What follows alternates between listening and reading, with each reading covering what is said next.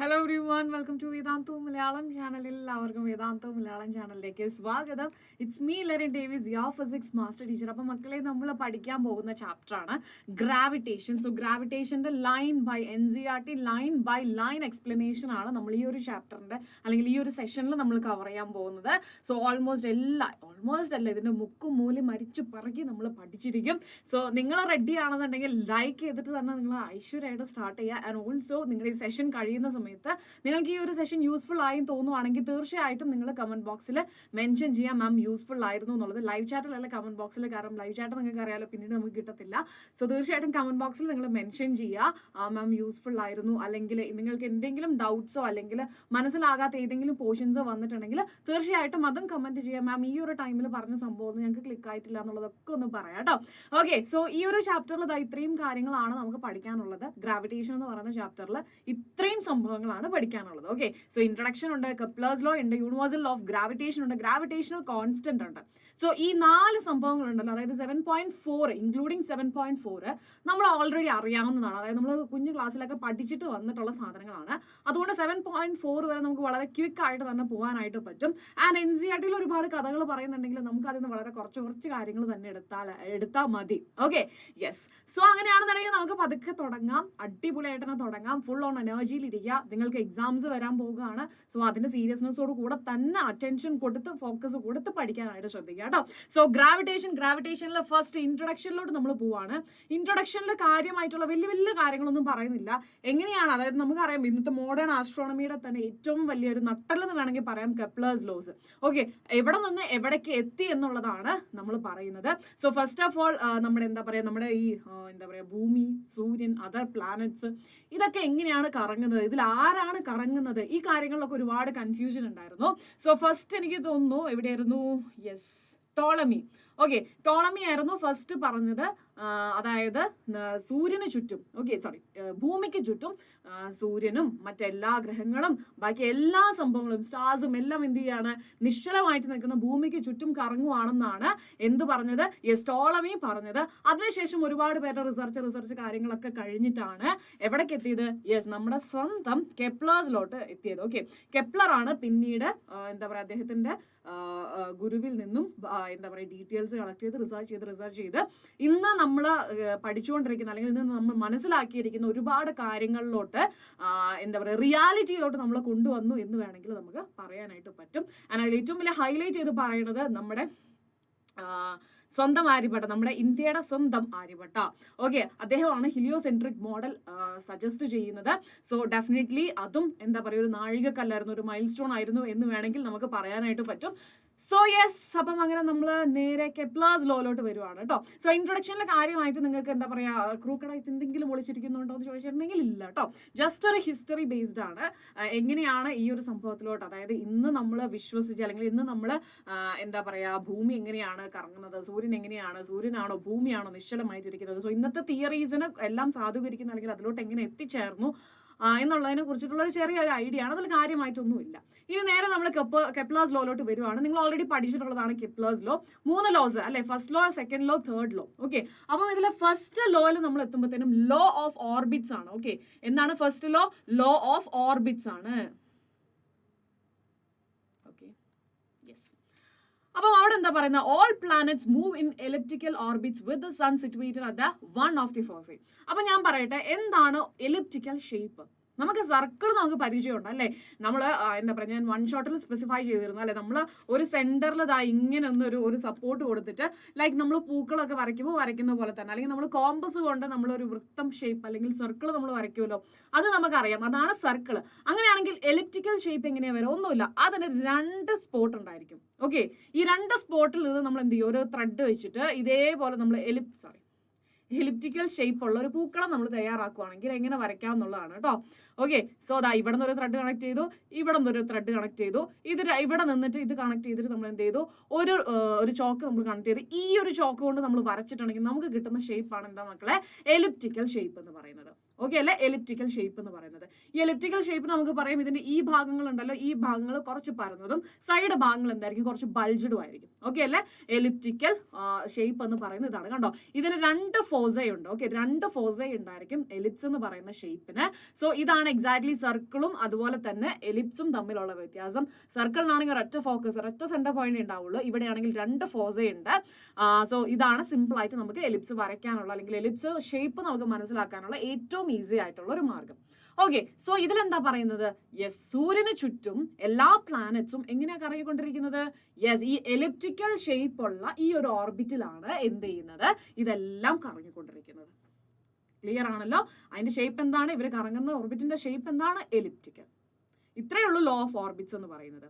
Okay, this law was deviation from the Copernican model which allowed only circular orbits. Okay, അതായത് കോപ്പർനിക്കസിന്റെ idea അനുസരിച്ചിട്ട് ഇവർ move ചെയ്യുന്ന എങ്ങനെയാണ്, circular ഷേപ്പിലാണ്, സർക്കുലാർ ഓർബിറ്റിലാണ് എല്ലാം കറങ്ങുന്നതെന്നായിരുന്നു അദ്ദേഹത്തിന്റെ തിയറി. പക്ഷെ അതിന് കോൺട്രഡിക്ഷൻ ആയിരുന്നു, അല്ലെങ്കിൽ അതിൽ നിന്ന് കുറച്ച് ഡീവിയേഷൻ ഉള്ളതായിരുന്നു എലിപ്റ്റിക്കൽ എന്ന് പറയുന്ന ഈ ഒരു കോൺസെപ്റ്റ്.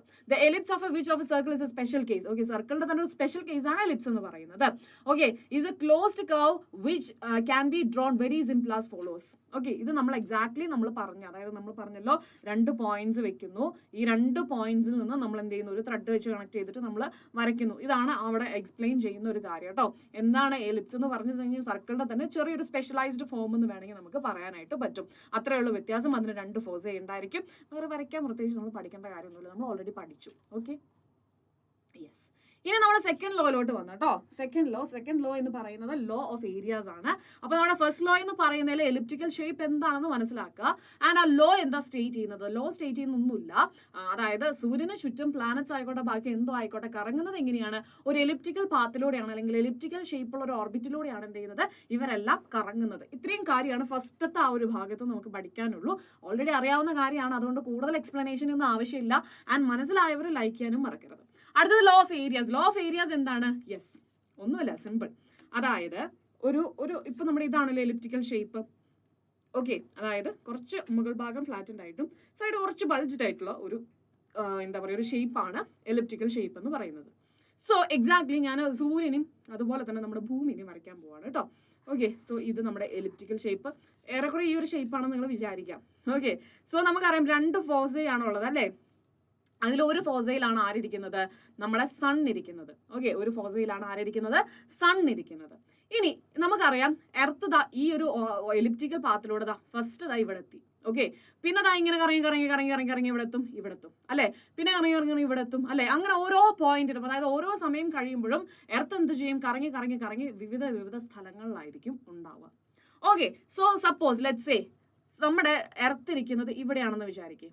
ഓക്കെ, അതായത് സൂര്യനോട് ഏറ്റവും അടുത്ത് കിടക്കുന്ന സ്ഥലമാണ് ഇത്. ഓക്കെ, ഈ ഒരു ഡിസ്റ്റൻസിനെ ഞാൻ R1 എന്ന് വിളിച്ചു എന്ന് വിചാരിക്കാം കേട്ടോ. അപ്പം ഈ R1 ആണ് നമ്മൾ പറയുന്ന പെരിഹിലൻ. ഓക്കെ, ആ ഒരു പോയിന്റിന് പറയുന്ന പേരാണ് പെരിഹിലൻ. നമ്മൾ ഡീറ്റെയിൽ ആയിട്ട് ഇത് ഒന്നും കൂടെ പറയും. അപ്പൊ പെരിഹിലൻ എന്ന് പറയുന്നത്. ഇനി ഇതേ ഭൂമി കറങ്ങി എന്ത് ചെയ്തു, ഇവിടെ എത്തി. ഇവിടെ എന്ന് പറഞ്ഞാൽ എന്താണ്, എക്സാക്ട്ലി സണ്ണിൽ നിന്നും ഏറ്റവും കൂടുതൽ ദൂരെയുള്ള സ്ഥലമാണ്. അതാണ് അപ്ഹിലൻ എന്ന് പറയുന്നത്. ക്ലിയർ ആയല്ലോ, പെരിഹിലൻ എന്താണ്, അപ്ഹിലൻ എന്താണെന്ന് മനസ്സിലായല്ലോ. സണ്ണിൽ നിന്നും, ഓക്കെ, സണ്ണിൽ നിന്നും എർത്ത് ഏറ്റവും ദൂരെയാണെന്നുണ്ടെങ്കിൽ അതിന് നമ്മൾ പറയും എന്താണ്, അപ്ഹിലൻ എന്ന് പറയും. ഏറ്റവും അടുത്താണെങ്കിൽ നമ്മൾ പറയും പെരിഹിലൻ എന്ന് പറയും. ക്ലിയർ അല്ലേ. ഇനി ഈ എലിപ്സിനെ തന്നെ ഷേപ്പ് പറയുമ്പോൾ നമുക്ക് വേറെ കുറച്ച് കാര്യങ്ങളും കൂടെ പറയാനുണ്ട്. ഇതാണ് എലിപ്സ് ഷേപ്പ് എങ്കിൽ ഇതിന് 2 ആക്സിസ് ഉണ്ട്. ഒന്നാമത്തെ ആക്സിസ് ആണ്, അതായത് ഈ ലെങ്തി ആയിട്ടുള്ള ആക്സിസ് ആണ് മേജർ ആക്സിസ്. ഓക്കെ, എന്താണ് മേജർ ആക്സിസ്, ഇതെന്താടാ, this is minor axis. Okay, and ഈ മേജർ ആക്സിസിന് പകുതി എടുത്തിട്ടുണ്ടെങ്കിൽ അതെന്താണ്, സെമി മേജർ ആക്സിസ് ആണ്. ഓക്കെ, അതായത് ഈ സംഭവമാണ് സെമി മേജർ ആക്സിസ്. ഇതിനെ നമ്മൾ A എന്ന് വിളിക്കും. അപ്പം അഗൈൻ ഇത് എക്സാക്ട്ലി ഹാഫ് ആയതുകൊണ്ട് തന്നെ ഇത് എന്തായിരിക്കും, A ആയിരിക്കും. അങ്ങനെയാണെങ്കിൽ മേജർ ആക്സിസ് എന്ന് പറയുന്നത് എന്താണ്, 2A ആണ്. ഇനി സെമി മൈനർ ആക്സിസ് ഉണ്ട്, എക്സാക്ട്ലി ഇതിന്റെ half, this is B and this is B. So 2B ആണ് എന്ന് പറയുന്നത് മൈനർ ആക്സിസ് എന്ന് പറയുന്നത്. സെമി മൈനർ എന്ന് പറഞ്ഞാൽ B ആണ് വരുന്നത്. ഓക്കെ, എലിപ്റ്റിക്കൽ ഷേപ്പിന് കുറച്ചും കൂടെ കാര്യമായിട്ട് നമ്മൾ പഠിക്കുന്നത് മാത്രമേ ഉള്ളൂ കേട്ടോ. നിങ്ങൾക്ക് അറിയാവുന്നവരാണെങ്കിൽ ഈ ഭാഗം സ്കിപ്പ് ചെയ്തോളൂ കേട്ടോ. സോ ഇതാണ് എലിപ്റ്റിക്കൽ ഷേപ്പ്. അതിന് 2 ആക്സിസ് ഉണ്ട്, മേജർ ആക്സിസും മൈനർ ആക്സിസും ഉണ്ട്. ഇനി നമുക്ക് ഈ എന്താ പറയുക മേജർ ആക്സിസ്, സെമി മേജർ ആക്സിസിനെ തന്നെ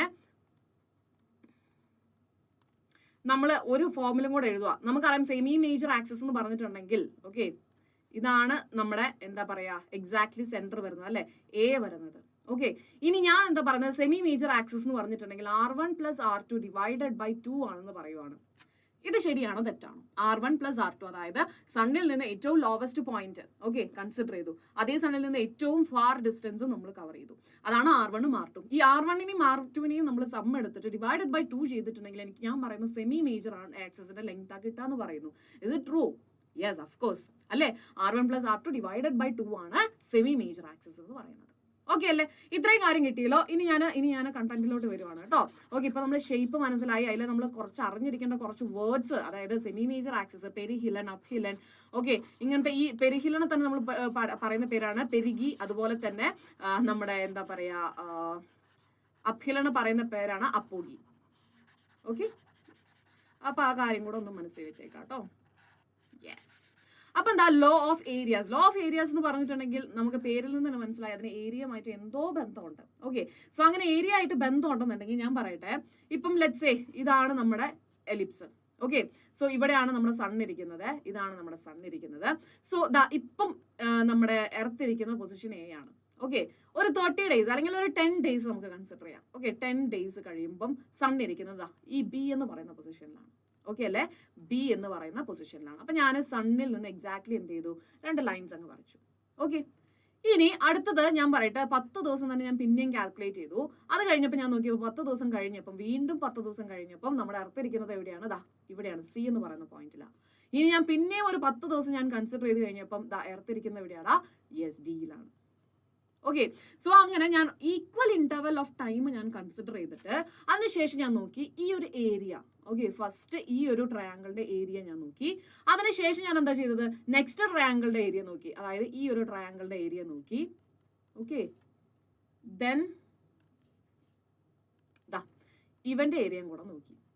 അങ്ങനെ നോക്കിയപ്പോഴാണ് ഇത് A1 ആണ്, ഇത് A2 ആണ്, ഇത് A3 ആണെങ്കിൽ എനിക്ക് കിട്ടിയത് എന്താണെന്ന് അറിയാവോ? A1 = A2 = A3 which is equal to A. ഇതെങ്ങനെയാ വന്നത്? അതാണ് ലോ ഓഫ് ഏരിയാസ് എന്ന് പറയുന്നത്. അതായത് ഈക്വൽ ഇന്റർവൽ ഓഫ് ടൈമിൽ ഓക്കെ ഒരു ∆T ഇന്റർവൽ നമ്മൾ കൺസിഡർ ചെയ്യുവാണെങ്കിൽ ആ ∆T ടൈമിൽ കവർ ചെയ്യുന്ന ഏരിയ എന്ന് പറയുന്നത് എന്തായിരിക്കും? സെയിം ആയിരിക്കും. ∆T സെയിം ഇന്റർവൽ ആണ്, ടൈം ഇന്റർവൽ ആണ് നമ്മൾ എടുക്കുന്നതെങ്കിൽ എപ്പോഴും എന്തായിരിക്കും? യെസ്, ഈ പറയുന്ന ഏരിയ സ്വീപ്പ് ചെയ്ത് പോകുന്ന അല്ലെങ്കിൽ കവർ ചെയ്യുന്ന ഏരിയ എന്ന് പറയുന്നത് എന്തായിരിക്കും? എക്സാക്ട്ലി ഈക്വൽ ആയിരിക്കും. ഓക്കെ അല്ലേ? എക്സാക്ട്ലി ഈക്വൽ ആയിരിക്കും. അങ്ങനെയാണെങ്കിൽ ഞാൻ പറയുവാണ് ∆A/∆T which will be a constant. Okay, ∆A/∆T which is a constant, and this is known as areal velocity. Okay, this is known as areal velocity. Clear ആയല്ലോ? ഇപ്പോൾ ഒരു ചെറിയൊരു ഐഡിയ കിട്ടിയില്ലേ? നമുക്കിതൊന്ന് വായിച്ചു നോക്കാം. Law of areas. The line that joins any planet to the sun. Okay, സണ്ണിൽ നിന്നും പ്ലാനറ്റിലോട്ട് ഒരു ലൈൻ വരയ്ക്കുന്നു. ഓക്കെ, സോ ഇവിടെയാണ് ഫസ്റ്റ് ഇരിക്കുന്നത്, സെക്കൻഡ് ഇവിടെയാണ് ഇരിക്കുന്നത്. നമ്മൾ ആ ലൈൻ വരച്ചു. Sun sweeps equal areas in equal interval of time. Okay, equal areas in equal interval of time. Clear അല്ലേ? ദിസ് ഇസ് സിംപ്ലി എന്താണ്? ലോ ഓഫ് ഏരിയാസ് എന്ന് പറയുന്നത്. This law comes from the observation that planets appear to move slower when they are farther from the sun and then okay yes അതായത് ഈ ഒരു ലോയിലോട്ട് വരാനുള്ള ഏറ്റവും വലിയൊരു കാര്യം പറയട്ടെ. ആ കാരണം നമ്മൾ കുറച്ചൊരു ഡെറിവേഷൻ ആയിട്ട് നമ്മൾ വൺ ഷോട്ടിൽ ചെയ്തിരുന്നു. എനിക്ക് തോന്നുന്നത് ഇനി നമ്മൾ മുന്നോട്ട് പോകുമ്പോൾ ആ ഡെറിവേഷൻ ഉണ്ട്. സോ തീർച്ചയായിട്ടും പറഞ്ഞു വരുന്നത് എന്താണെങ്കിൽ ഇതാണ് നമ്മുടെ ഇലക്ട്രിക്കൽ ഷേപ്പ് അല്ലേ. സോ ഇവിടെയാണ് നമ്മുടെ സൺ ഇരിക്കുന്നത്, ഇവിടെയാണ് നമ്മുടെ ഫസ്റ്റ് നമ്മുടെ പ്ലാനറ്റ് ഇരിക്കുന്നത്. നമുക്കറിയാലോ ഇതെന്താ പെരിഹിലൻ റീജിയൻ, അതായത് ഏറ്റവും അടുത്തിരിക്കുന്നതാണ്. ഓക്കെ, ഇനി ഇത് കറങ്ങി എന്ത് ചെയ്യും? ഏറ്റവും ഫാർ ഡിസ്റ്റൻസിൽ വരും. സോ ഇവിടെ ഈ ഒരു പ്ലാനറ്റ് സഞ്ചരിക്കുന്ന സ്പീഡിൽ വ്യത്യാസം ഉണ്ടെന്നാണ് പറയുന്നത്. ഓക്കെ, എങ്ങനെയാ സ്പീഡ് മാറുന്നത്? അതായത് ഈ പെരിഹിലന്റെ അവിടെ എത്തുമ്പോൾ ഭയങ്കര സ്പീഡിലായിരിക്കും. അതായത് സണ്ണിനോട് അടുത്ത് വരുമ്പോൾ ഏറ്റവും സ്പീഡിലും ഇവിടെ വരുമ്പോഴത്തേന് സ്പീഡ് കുറയും. അതായത് സണ്ണിൽ നിന്ന് അകലും തോറും സ്പീഡ് കൂടുകയും ചെയ്യും. ഓക്കെ, യെസ്, ഇങ്ങനെ ആയിരിക്കും വരുന്നത്. ഈ ഒരു ഒബ്സർവേഷനിൽ നിന്നാണ് ലോ ഓഫ് ഏരിയാസ് എന്ന് പറയുന്ന കോൺസെപ്റ്റിലോട്ട് വന്നത്. സോ ഈ ലോ ഓഫ് ഏരിയാസ് എന്ന് പറയുന്ന കോൺസെപ്റ്റിലോട്ട് വന്നപ്പോൾ എന്താ മനസ്സിലാക്കേണ്ടത്? യെസ്, അവിടെ equal areas equal interval of ടൈമിൽ സ്വീപ്പ് ചെയ്ത് പോകുന്നുണ്ട്. ആൻഡ് സണ്ണിന്റെ തൊട്ടടുത്താണ് പ്ലാനറ്റ് വരുന്നതെങ്കിൽ ആ സമയത്ത് അതിന് ഭയങ്കര സ്പീഡായിരിക്കും. ആൻഡ് സണ്ണിൽ നിന്ന് ഒരുപാട് അകലെയാണെന്നുണ്ടെങ്കിൽ അതിന് എന്തായിരിക്കും? സ്പീഡ് കുറവായിരിക്കും. അത് നമ്മൾ ഇനി ലേറ്റർ നമ്മൾ ഡിസ്കസ് ചെയ്യും. അതായത് പ്രോപ്പർ ആയിട്ട് പ്രൂഫായിട്ട് നമ്മൾ അതിന് തന്നെ പറഞ്ഞുകൊണ്ടിരിക്കും. Okay, yes.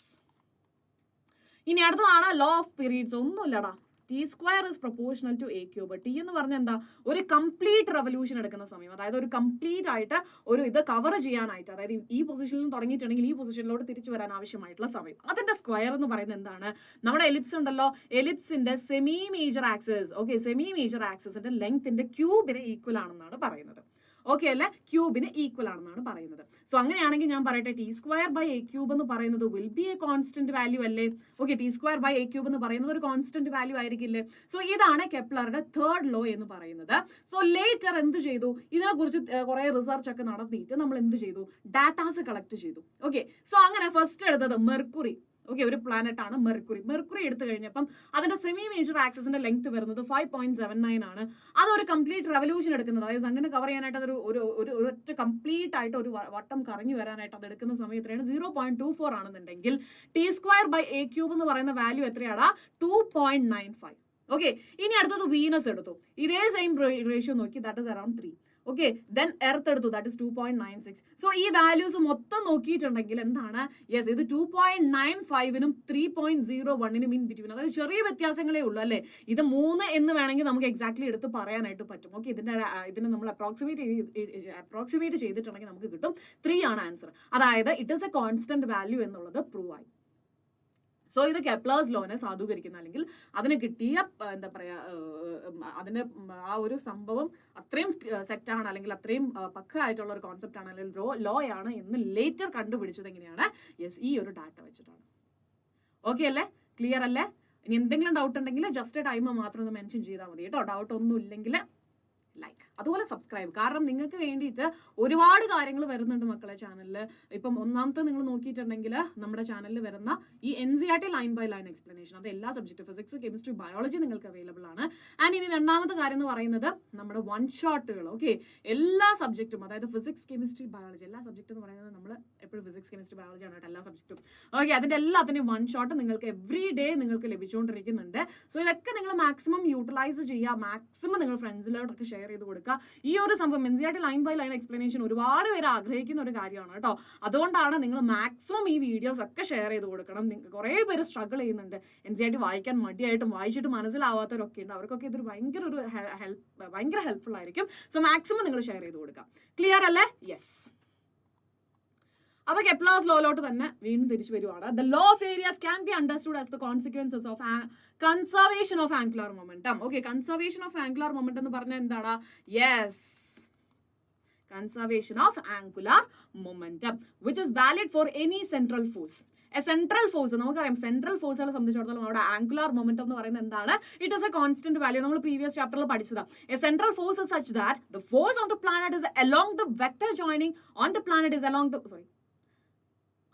a central force is such that the force on the planet is along the vector joining the sun and the planet. Let the sun be at the origin and let the position and momentum of the planet is denoted by R and P respectively. Okay, so നമുക്ക് ഇതിലോട്ട് വരാം. അതായത് ഇപ്പൊ ഇതല്ലേ നമ്മുടെ elliptical shape. Okay, so ഇവിടെയല്ലേ നമ്മുടെ sun ഇരിക്കുന്നത് അല്ലെ, ഇവിടെയല്ലേ സൺ ഇരിക്കുന്നത്. സോ ഇവിടെയാണ് നമ്മുടെ പ്ലാനറ്റ് ഇരിക്കുന്നതെന്ന് വിചാരിക്കും. ഓക്കെ, സോ അങ്ങനെയാണെങ്കിൽ ഞാൻ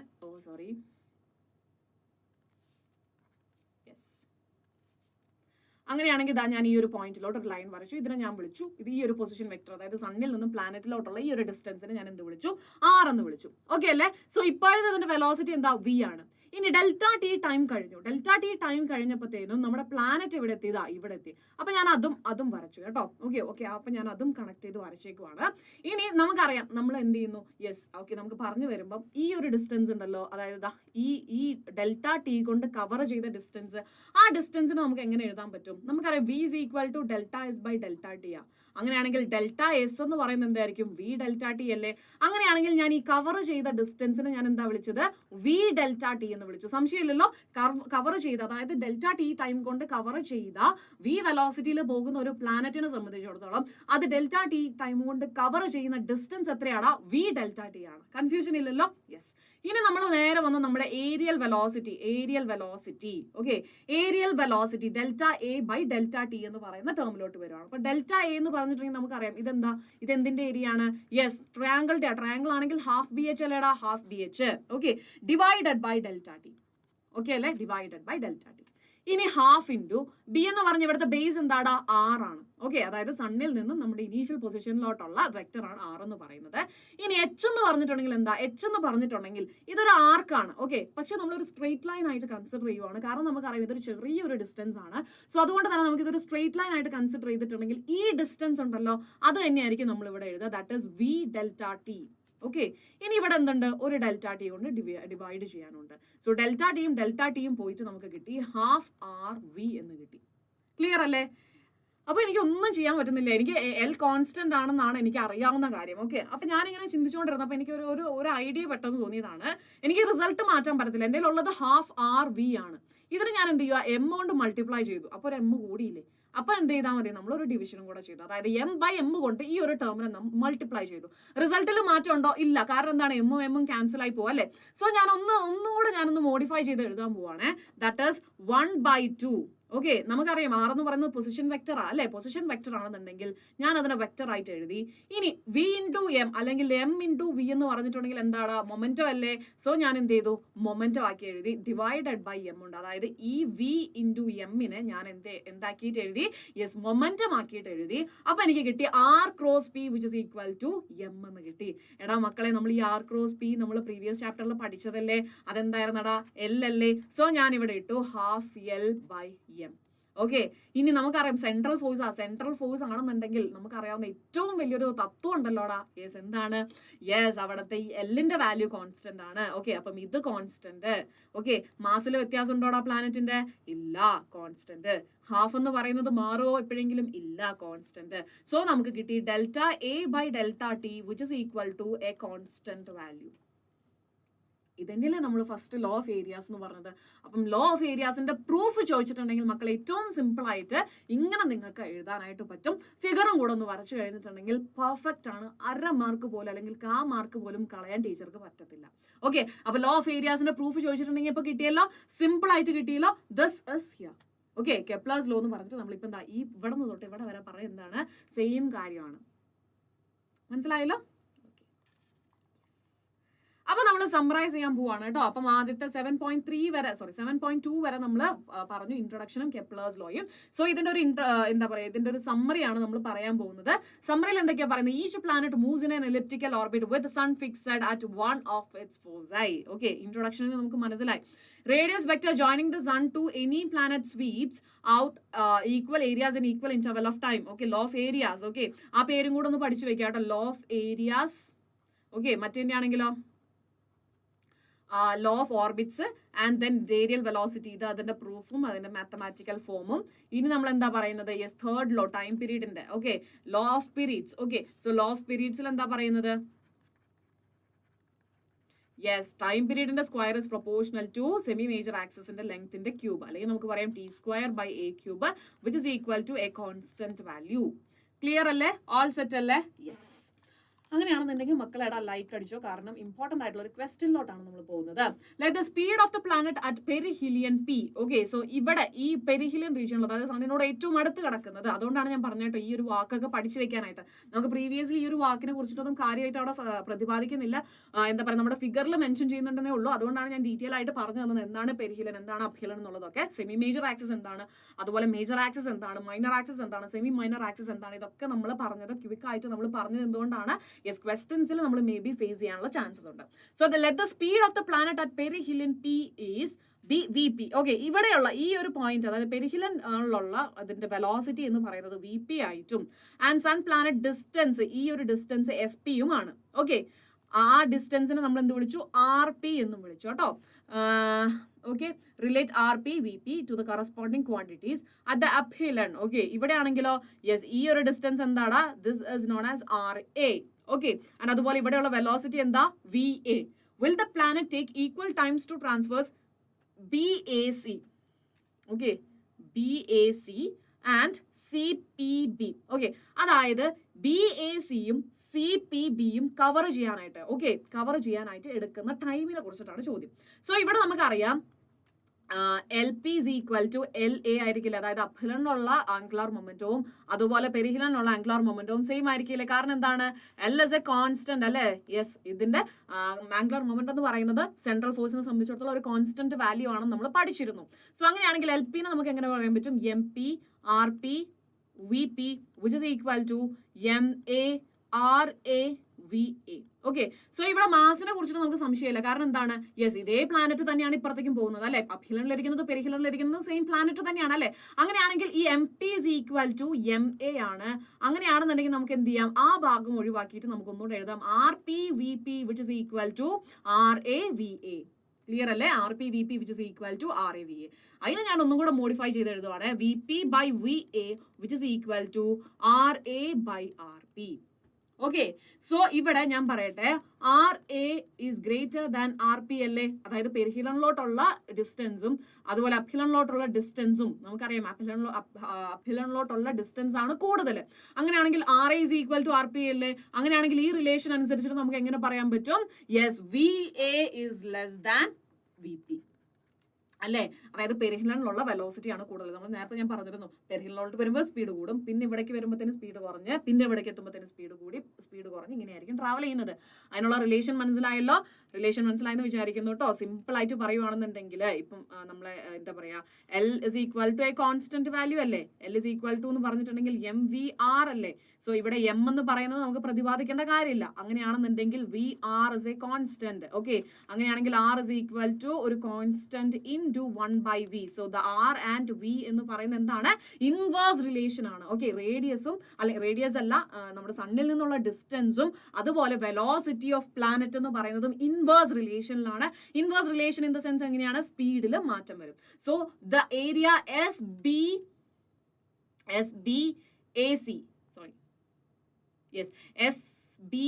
എ സി എന്ന് പറയുന്ന ഈ ഏരിയയും അതുപോലെ bounded by the ellipse and the radius vectors S B and S C is larger than S P B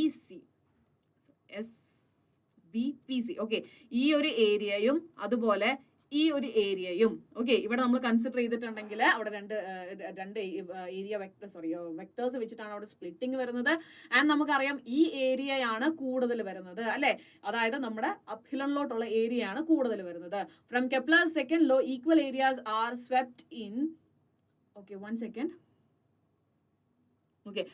Equal areas swept in equal times. Hence the planet will take longer time to traverse BAC.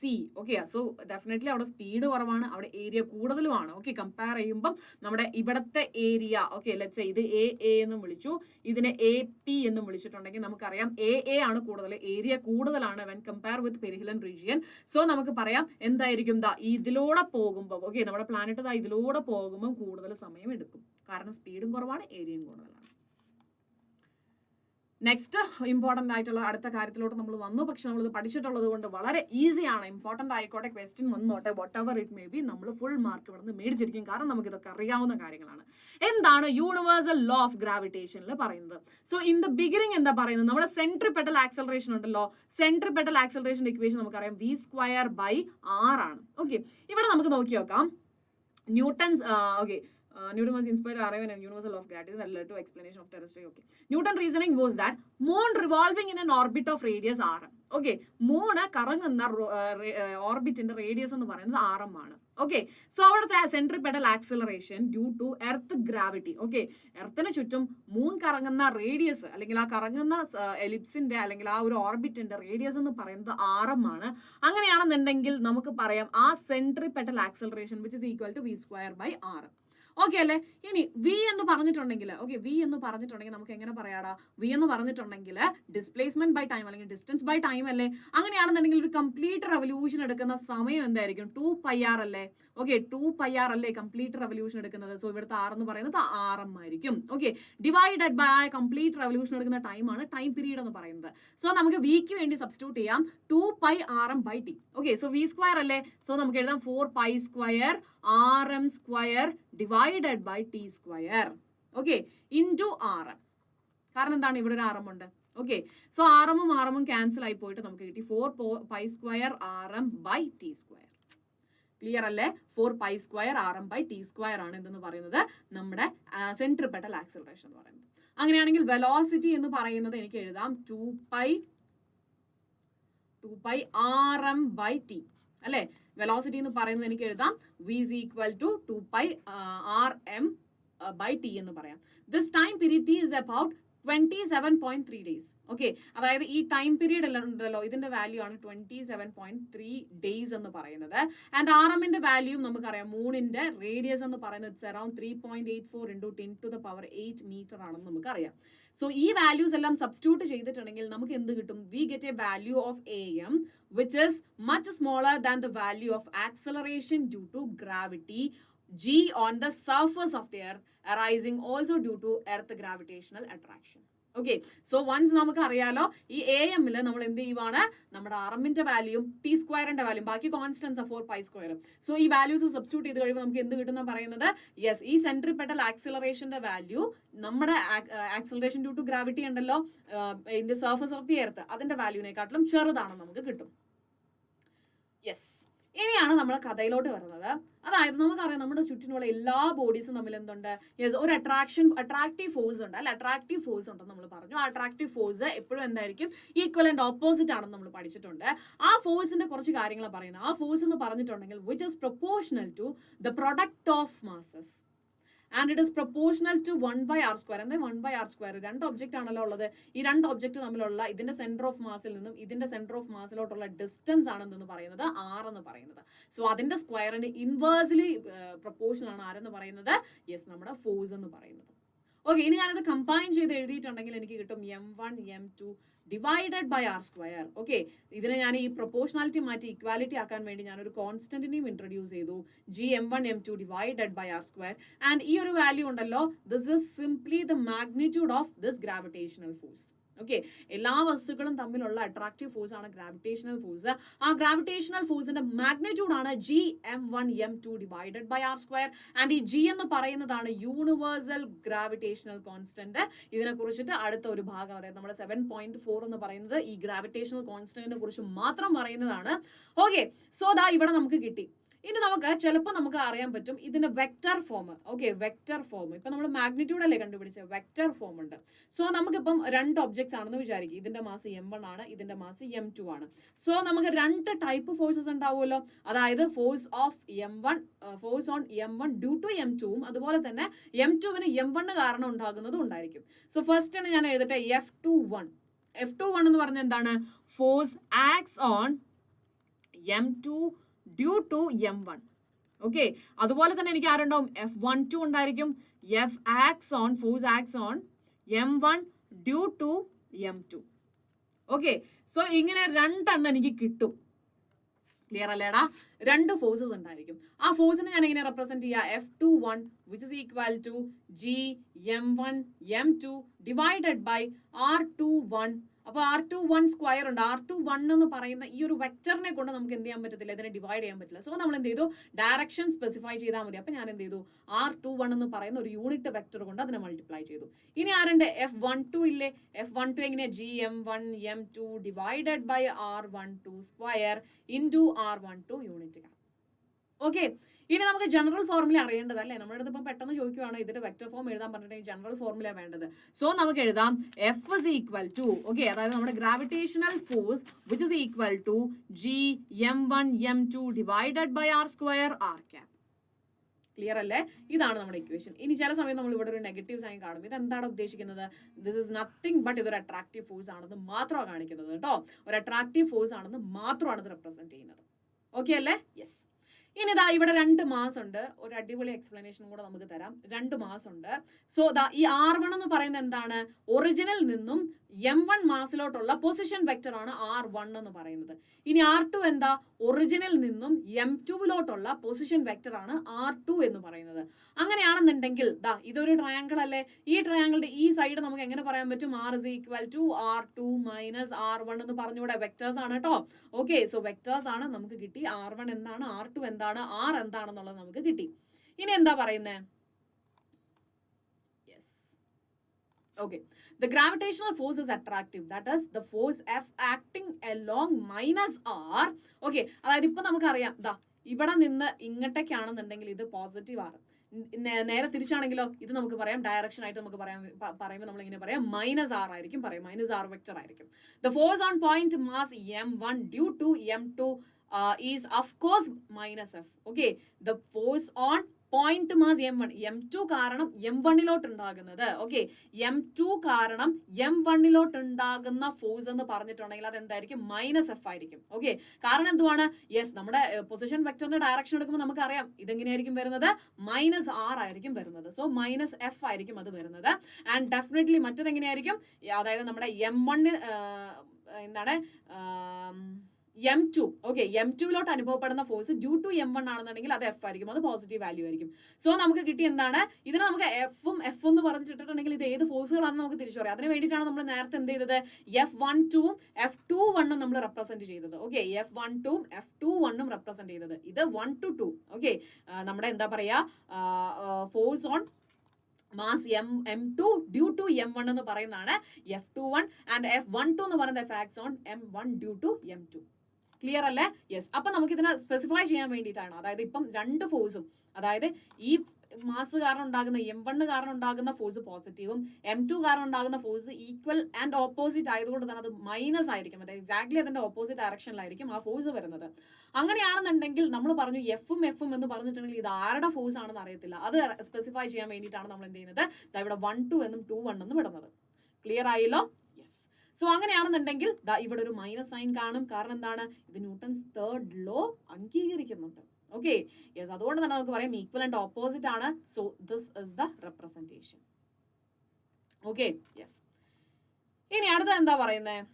Gravitational force on point mass m1 is the vector sum of, yes, നമ്മുടെ principle of superposition. അതായത് ഇപ്പൊ let's say ഈ ഒരു പോയിന്റില് m1 എന്ന് പറയുന്ന പോയിന്റില് experience ചെയ്യുന്ന ആ മാസിന് experience ചെയ്യുന്ന എന്താ പറയുക ഗ്രാവിറ്റേഷണൽ ഫോഴ്സ് കണ്ടുപിടിക്കാൻ പറഞ്ഞിട്ടുണ്ടെങ്കിൽ നമ്മൾ എന്താ ചെയ്യേണ്ടത്?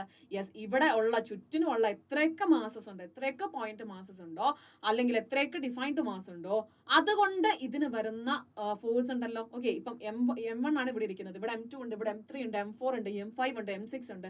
സോ ഡ്യൂ ടു m1 ഇവിടെ എക്സ്പീരിയൻസ് ചെയ്യുന്ന ഫോഴ്സ്, ഡ്യൂ ടു m2 ഇവിടെ എക്സ്പീരിയൻസ് ചെയ്യുന്ന ഫോഴ്സ്, ഡ്യൂ ടു m3 ഇവിടെ എക്സ്പീരിയൻസ് ചെയ്യുന്ന ഫോഴ്സ്, ഡ്യൂ ടു m4 ഇവിടെ എക്സ്പീരിയൻസ് ചെയ്യുന്ന ഫോഴ്സ്. അതായത് ഇങ്ങനെ ഇൻഡിവിജ്വൽ ആയിട്ടുള്ള ഫോഴ്സിന്റെ വെക്ടർ സം ആയിരിക്കും. ഓക്കെ, ഇൻഡിവിജ്വൽ ആയിട്ടുള്ള ഫോഴ്സിന്റെ വെക്ടർ സം ആയിരിക്കും ഈ ഒരു പോയിന്റിൽ ഇരിക്കുന്ന മാസിന്റെ ടോട്ടൽ ഫോഴ്സ് എന്ന് പറയുന്നത്. ഓക്കെ, അതിന് എക്സ്പീരിയൻസ് ചെയ്യുന്ന ആകെ ഫോഴ്സ് എന്ന് പറഞ്ഞിട്ടുണ്ടെങ്കിൽ എന്താണ്? ഇൻഡിവിജ്വൽ ഓരോ മാസസും പ്രൊവൈഡ് ചെയ്യുന്ന അല്ലെങ്കിൽ ഓരോ മാസസിൽ നിന്നുണ്ടാകുന്ന ഗ്രാവിറ്റേഷണൽ ഫോഴ്സിന്റെ സം ആയിരിക്കും എന്ത് പറയുന്നത്? യെസ്, നമ്മൾ ഈ പറഞ്ഞ ഒരു പോയിന്റിലെ ഗ്രാവിറ്റേഷണൽ ഫോഴ്സ് എന്ന് പറയുന്നത്. ഓക്കെ, വെക്ടർ സം ആയിരിക്കും കേട്ടോ. അപ്പം അഗൈൻ പിന്നെ നമ്മൾ എന്ത് ചെയ്യുവാണ്? നമ്മളൊന്ന് സമ്മറൈസ് ചെയ്യാൻ പോവാണ്. എക്സാക്ട്ലി പറഞ്ഞത് തന്നെ യൂണിവേഴ്സൽ ലോ ഓഫ് ഗ്രാവിറ്റേഷൻ നമ്മുടെ സ്റ്റേറ്റ് ചെയ്യാൻ പറഞ്ഞിട്ടുണ്ടെങ്കിൽ നമ്മൾ പറയും every particle in the universe attract every other particle with a force whose magnitude is directly proportional to the product of their masses and inversely proportional to the square of the distance between the centers. Okay അല്ലേ? And അത് combine ചെയ്ത് കഴിഞ്ഞപ്പോൾ നമുക്ക് എന്ത് കിട്ടി? F is equal to gm1 m2 divided by r square എന്നുള്ള equation കിട്ടി. And g is the universal gravitational constant. എന്താടാ? Universal gravitational constant. ഓക്കെ, ഇതിന്റെ വാല്യൂ ഒന്ന് പറഞ്ഞേടാ. വാല്യൂ ഒന്ന് പറഞ്ഞേ, ജസ്റ്റ് ഒന്ന് മനസ്സിൽ ചിന്തിച്ചേ. 6.61 അല്ലേ? യെസ്, 6.67 ആണെന്ന് തോന്നുന്നു. 10 to the power 11 newton metre square per kg square. 67 അല്ലേ അതിന്റെ വാല്യൂ? ജിന്റെ വാല്യൂ ആണെന്നാണ് കേട്ടോ. 6.67 into 10 to the power 11, sorry -11. Okay, -11 newton metre square per kg square ആണ് ഇതിന്റെ വാല്യൂ. ലേറ്റർ നമ്മൾ ഡിസ്കസ് ചെയ്യുന്നതായിരിക്കും കേട്ടോ. അപ്പോൾ നമ്മൾ ഗ്രാവിറ്റേഷണൽ ഫോഴ്സിന്റെ കുറച്ച് പ്രോപ്പർട്ടീസും കൂടെ പറയുവാണ്. നമുക്കറിയാം ഇതെന്താണ്? It acts along the line joining of two masses. Okay, line joining of two masses and this will be attractive in nature and this will exist always as action reaction pair is independent of medium. അതെന്താ പറയുന്നത്? Yes, ഇപ്പം ഈ രണ്ട് masses തന്നെ നമ്മളിപ്പം വെള്ളത്തിലാണ് വെക്കുന്നെങ്കിൽ എന്തെങ്കിലും മാറ്റം വരും? എയറിലോ വെള്ളത്തിലോ വേറെ ഏതെങ്കിലും മീഡിയത്തിലോ വെച്ച് കഴിഞ്ഞാൽ എന്തെങ്കിലും മാറ്റം ഉണ്ടാവോ? അവിടെ എക്സ്പീരിയൻസ് ചെയ്യുന്ന ഫോഴ്സിൽ വ്യത്യാസം ഉണ്ടാവോ? ഒരു വ്യത്യാസം ഉണ്ടാവില്ല മക്കളെ, ഒരൊറ്റ വ്യത്യാസം ഉണ്ടാവില്ല. Okay, and this is conservative force in nature. Okay, conservative force ആണ്, അത് പാത്തിനെ ഡിപ്പെൻഡ് ചെയ്യത്തില്ല. and it also obeys the inverse square law. Okay, inverse square law അത് obey ചെയ്യുന്നുണ്ട് and it is a central force. Okay, ഇനി vector form ആണ് പറയുന്നത്. അത് നമ്മൾ ഓൾറെഡി പറഞ്ഞു, ഇനി പറയണം എന്ന് എനിക്ക് തോന്നുന്നില്ല, കാരണം നമ്മൾ ഓൾറെഡി എക്സ്പ്ലെയിൻ ചെയ്ത് നമ്മൾ ബോർ അടിച്ച് പോയതല്ലേ, ഇനി വേണ്ട. യെസ്, ഇനി നമുക്കൊരു പ്രോബ്ലം ചെയ്യാം. 3 equal masses of mkg. Okay, എല്ലാത്തിന്റെയും സെയിം മാസ് ആണ് കേട്ടോ. അതെന്ത് ചെയ്തു, ഒരു ട്രയാങ്കിളിന്റെ, ഒരു ഇക്വലേറ്ററൽ ട്രയാങ്കിൾ സ്പെസിഫൈ ചെയ്തിട്ടുണ്ട്. ഇക്വലേറ്ററൽ ട്രയാങ്കിളിന്റെ അതിന്റെ ഓരോ കോർണറിലായിട്ട് അല്ലെങ്കിൽ വെർട്ടിസസിലായിട്ട് അതിനെ ഫിക്സ് ചെയ്തു. ഓക്കെ, എം ആണ് മാസ് വരുന്നത് എല്ലാത്തിന്റെയും. What is the force acting on a mass 2m placed at the centroid. Okay, സെൻട്രോയിഡിലുള്ള പോയിന്റിൽ 2m മാസ് ആണ് നമ്മൾ വെച്ചിട്ടുള്ളത്. സെൻട്രോയിഡിലുള്ളത് 2m മാസ് ആണ്. ചുറ്റിനും വെച്ചിരിക്കുന്ന എല്ലാത്തിന്റെയും മാസ് m ആണ്. ഓക്കെ, സോ ഇതിന് എക്സ്പീരിയൻസ് ചെയ്യുന്ന ഫോഴ്സ് ആണ് നമുക്ക് അറിയേണ്ടത്. അങ്ങനെയാണെങ്കിൽ മക്കളെ നമ്മൾ ഓൾറെഡി പറഞ്ഞിരുന്നല്ലോടാ. യെസ്, അതായത് ഈ ഫോഴ്സ് കണ്ടുപിടിക്കണമെന്നുണ്ടെങ്കിൽ ഇൻഡിവിജ്വൽ ഫോഴ്സസ്, ഓക്കെ, ഈ 2m മാസിന് ചുറ്റും ഉള്ള മാസുകൾ കാരണം ഉണ്ടാകുന്ന ഫോഴ്സസിന്റെ ഇൻഡിവിജ്വൽ എന്താ പറയുക സം എടുത്തിട്ട് എന്ത് ചെയ്താൽ മതി, നമുക്ക് ആഡ് ചെയ്താൽ മതി. സോ ഫസ്റ്റ് ഓഫ് ഓൾ നമ്മൾ എന്താ ചെയ്യുന്നത്, the angle between GC and the positive axis is 30 degree. Okay, GCയും പോസിറ്റീവ് ആക്സിസും തമ്മിൽ ഉണ്ടാക്കുന്ന, ഓക്കെ, നമ്മൾ ഇതാ ഇവിടെ നിന്നൊരു ലൈൻ വരച്ചിട്ടുണ്ടെങ്കിൽ ഈ ആംഗിൾ എത്രയായിരിക്കും, 30 ഡിഗ്രി ആയിരിക്കും. Okay, and so is the angle between GB and the negative axis. Okay, what is GB? Okay, GB and the negative axis is again GB and the negative x-axis. Okay, the individual forces in vector notation. Okay, so first of all, force FGA. Okay, GA അതായത് ഈ ഒരു mass കാരണം ഇവിടെ ഉണ്ടാകുന്ന experience ചെയ്യുന്ന force. Okay അല്ലേ? So അതെന്തായിരിക്കും? Yes, നമുക്കറിയാം M1 എന്ന് പറയുന്നത് ഇവിടെ M ആണ്, M2 എന്ന് പറയുന്നത് എന്താണ്, 2m ആണ്, ഡിവൈഡഡ് ബൈ ഈ ഒരു ഡിസ്റ്റൻസ്. ഓക്കെ, ഈ ഒരു ഡിസ്റ്റൻസിന് നമ്മൾ 1 ആയിട്ട് എടുത്തിരിക്കുകയാണ്. ആൻഡ് ആ ഡയറക്ഷൻ എന്താ വരുന്നത്? യെസ്, y ഡയറക്ഷനിലാണ് വരുന്നത് അല്ലെ. y ഡയറക്ഷനിലാണെന്നുണ്ടെങ്കിൽ നമ്മൾ എന്ത് എടുത്തു, J ക്യാപ്പ് എടുത്തു. ഓക്കെ അല്ലേ? ഇനി അടുത്തത് ഡ്യൂ ടു GB, ഈ ഒരു മാസ് കാരണം ഉണ്ടാകുന്നത് അത് അഗൈൻ എന്താണ്, GM into 2m divided by 1. And ഇവിടെ നമ്മൾ ഡയറക്ഷൻ സ്പെസിഫൈ ചെയ്യുമ്പോൾ, ഓക്കെ, ഡയറക്ഷൻ സ്പെസിഫൈ ചെയ്യുമ്പോൾ ഇത് എക്സാക്ട്ലി y ആക്സിസിൽ തന്നെയാണ് ഇരിക്കുന്നത്. പക്ഷെ ഇവിടെ ആണെങ്കിലോ എക്സാക്ട്ലി നമ്മൾ ഏതെങ്കിലും ഒരു ആക്സിസിലാണോ, അല്ല. അപ്പൊ നമ്മൾ എന്ത് ചെയ്യണം, അത് സ്പെസിഫൈ ചെയ്യണം. ഇതിപ്പം XY പ്ലെയിനിലാണ് ഇരിക്കുന്നതെങ്കിൽ നമ്മൾ അത് സ്പെസിഫൈ ചെയ്യേണ്ടതുണ്ട്. അങ്ങനെയാണെന്നുണ്ടെങ്കിൽ ഈ ആംഗിൾ 30 ഡിഗ്രി ആണെന്ന് അറിയാലോ. ഇനി നെഗറ്റീവ് ആക്സിസ്, അതായത് ഇവിടെ ഇതിന്റെ നെഗറ്റീവ് ആക്സിസ് വരച്ചിട്ടുണ്ടെങ്കിൽ ഈ ആംഗിൾ 30 ഡിഗ്രി ആണെന്ന് അറിയാലോ. അങ്ങനെയാണെന്നുണ്ടെങ്കിൽ നമ്മുടെ ഡയറക്ഷൻ എങ്ങനെ സ്പെസിഫൈ ചെയ്യും? യെസ്, ഇത് മൈനസ് നെഗറ്റീവ് എക്സ് ഡയറക്ഷൻ ആയതുകൊണ്ട് തന്നെ -i cos 30 degree -j cap sin 30 degree എന്ന് വരും. ഓക്കെ, ഇനി അടുത്തത് due to this mass. Okay, അതെങ്ങനെയാ വരിക? യെസ്, ഇത് പോസിറ്റീവ് എക്സ് ആക്സിസ് ആണ്. So +i cos 30 -j 30 degree -j sin 30 degree ആയിരിക്കും അതിന്റെയും ഡയറക്ഷൻ കാണിക്കുന്നത്. ഇനി എന്ത് ചെയ്താൽ മതി, ഇത് മൂന്നും കൂടെ ആഡ് ചെയ്തിട്ടുണ്ടെങ്കിൽ നമുക്ക് എന്ത് കിട്ടും, നമ്മുടെ ആൻസർ കിട്ടും. Okay, yes. ഇനി alternatively one expects on the basis of symmetry that the resultant force out to be 0. ഇനി നെക്സ്റ്റ് ബിയിലോട്ട് വരാം. What is the force of the mass at the vertex A is doubled. Okay, ഇനിയിപ്പം നമ്മളിതാ ഈ ഒരു mass മാത്രം മാറ്റി, okay, ഈ ഒരു മാസ് മാത്രം മാറ്റി ഇത് എമ്മിന് പകരം 2m ആക്കിയിട്ടുണ്ടെങ്കിൽ എന്തായിരിക്കും മാറ്റം വരാം? ബാക്കി ഒന്നിലും മാറ്റം വരത്തില്ല, പക്ഷെ FGAയിൽ മാറ്റം വരും അല്ലെ. FGAയിൽ എന്ത് മാറ്റം വരും? യെസ്, G ഇൻറ്റു M1 എന്ന് പറയുന്നത് 2m ആണ്, M2 എന്ന് പറയുന്നതും 2m ആണ്, divided by R. Okay, so അതായിരിക്കും ഡിഫറൻസ് വരുന്നത്. ബാക്കി എല്ലാം എക്സാക്ട്ലി സെയിം തന്നെയായിരിക്കും, ഒരു വ്യത്യാസം ഉണ്ടാവില്ല. ആ മാസ് മാറിയത് കൊണ്ട് ആ മാസ് പ്രൊവൈഡ് ചെയ്യുന്നുണ്ടെങ്കിൽ ആ മാസ് കാരണം ഉണ്ടാകുന്ന ഫോഴ്സ് മാത്രമായിരിക്കും വ്യത്യാസം വരുന്നത് കേട്ടോ.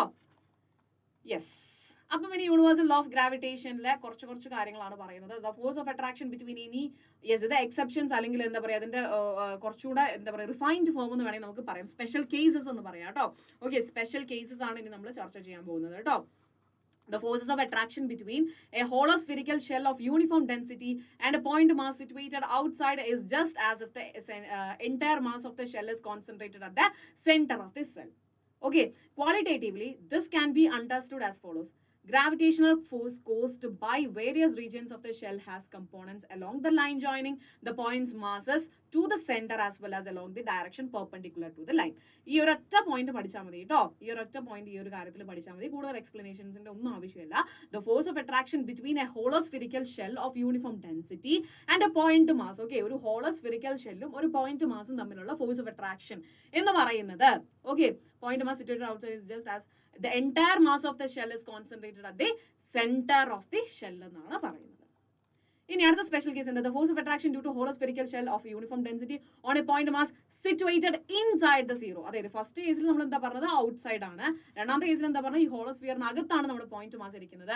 അങ്ങനെയാണെന്നുണ്ടെങ്കിൽ ഓക്കെ, അങ്ങനെയാണെന്നുണ്ടെങ്കിൽ ആ ഫോഴ്സ് ഓഫ് അട്രാക്ഷന്റെ വാല്യൂ എന്തായിരിക്കും? 0 ആയിരിക്കും. ഔട്ട്സൈഡ് ആണെന്നുണ്ടെങ്കിൽ അതെന്തായിരിക്കും? അതിന്റെ ഹോൾ മാസ് കോൺസെൻട്രേറ്റ് ചെയ്തിരിക്കുന്നത് ആ ഷെല്ലിലായിരിക്കും. ഇവിടെ ആണെങ്കിൽ എന്താണ്? 0 ആയിരിക്കും വരുന്നത്. യെസ്, സെയിം സ്റ്റേറ്റ്മെന്റ് തന്നെയാണ് വന്നിട്ടുള്ളത്. ആ ഒരു സ്റ്റേറ്റ്മെന്റ് മാത്രം ഒന്ന് ജസ്റ്റ് നോക്കിയാൽ മതി. ഇനി ഗ്രാവിറ്റേഷണൽ കോൺസ്റ്റന്റ് ആണ് കേട്ടോ മക്കളെ പറയുന്നത്. ഗ്രാവിറ്റേഷണൽ കോൺസ്റ്റന്റ് ആണ്. സോ ഗ്രാവിറ്റേഷണൽ കോൺസ്റ്റന്റ് ജി എന്ന് പറയുന്ന വാല്യൂ, ഓക്കെ, ജി എന്ന് പറയുന്ന വാല്യൂ കണ്ടുപിടിച്ചത് കാവൻഡിഷ് എക്സ്പെരിമെന്റ് ത്രൂ ആണ്. സോ കാവൻഡിഷ് ആണ്, ഹെൻറി കാവൻഡിഷ് ആണ് 1798 ജിന്റെ വാല്യൂ കണ്ടുപിടിച്ചത്. ഓക്കെ, സോ അതിന് വേണ്ടിയിട്ട് ഒരു ചെറിയൊരു എക്സ്പെരിമെന്റ് ചെയ്തിരുന്നു. ആ എക്സ്പെരിമെന്റ് ഒന്നുമില്ല, ഒരു ചെറിയ സപ്പോർട്ട്, അവിടെ നിന്ന് ഒരു സ്ട്രിങ്. ഓക്കെ, ദെൻ എന്ത് ചെയ്തു, ഒരു റോഡ് കണക്ട് ചെയ്തു, അതിന് രണ്ടിന്റെ എൻഡിലും എന്ത് ചെയ്തു, ഒരു മാസം വെച്ചു. ഇനി അഗൈൻ എന്ത് ചെയ്തു, ഒരു സ്ട്രിങ്ങും കൂടെ കണക്ട് ചെയ്തിട്ട് അദ്ദേഹം എന്ത് ചെയ്തു, യെസ്, ഓക്കെ, ഒരു സ്ട്രിങ്ങും കൂടെ കണക്ട് ചെയ്തിട്ട് എന്ത് ചെയ്തു, ഇതേപോലെ തന്നെ ഒരു റോഡും 2 മാസം കൂടെ വെച്ചു. ഓക്കെ, അപ്പം അങ്ങനെ ആവുമ്പോൾ നമുക്കറിയാം ഇതിൽ വലിയ മാസം ചെറിയ മാസം തമ്മിൽ എന്തുണ്ടാവും, ഒരു അട്രാക്ഷൻ ഉണ്ടാവും. ഓക്കെ, അപ്പം ലെറ്റ്സ് സേ ഇപ്പം ഇവിടെയാണ് നമ്മുടെ മറ്റേ റോഡ് ഇരിക്കുന്നതെന്ന് വിചാരിക്കുക.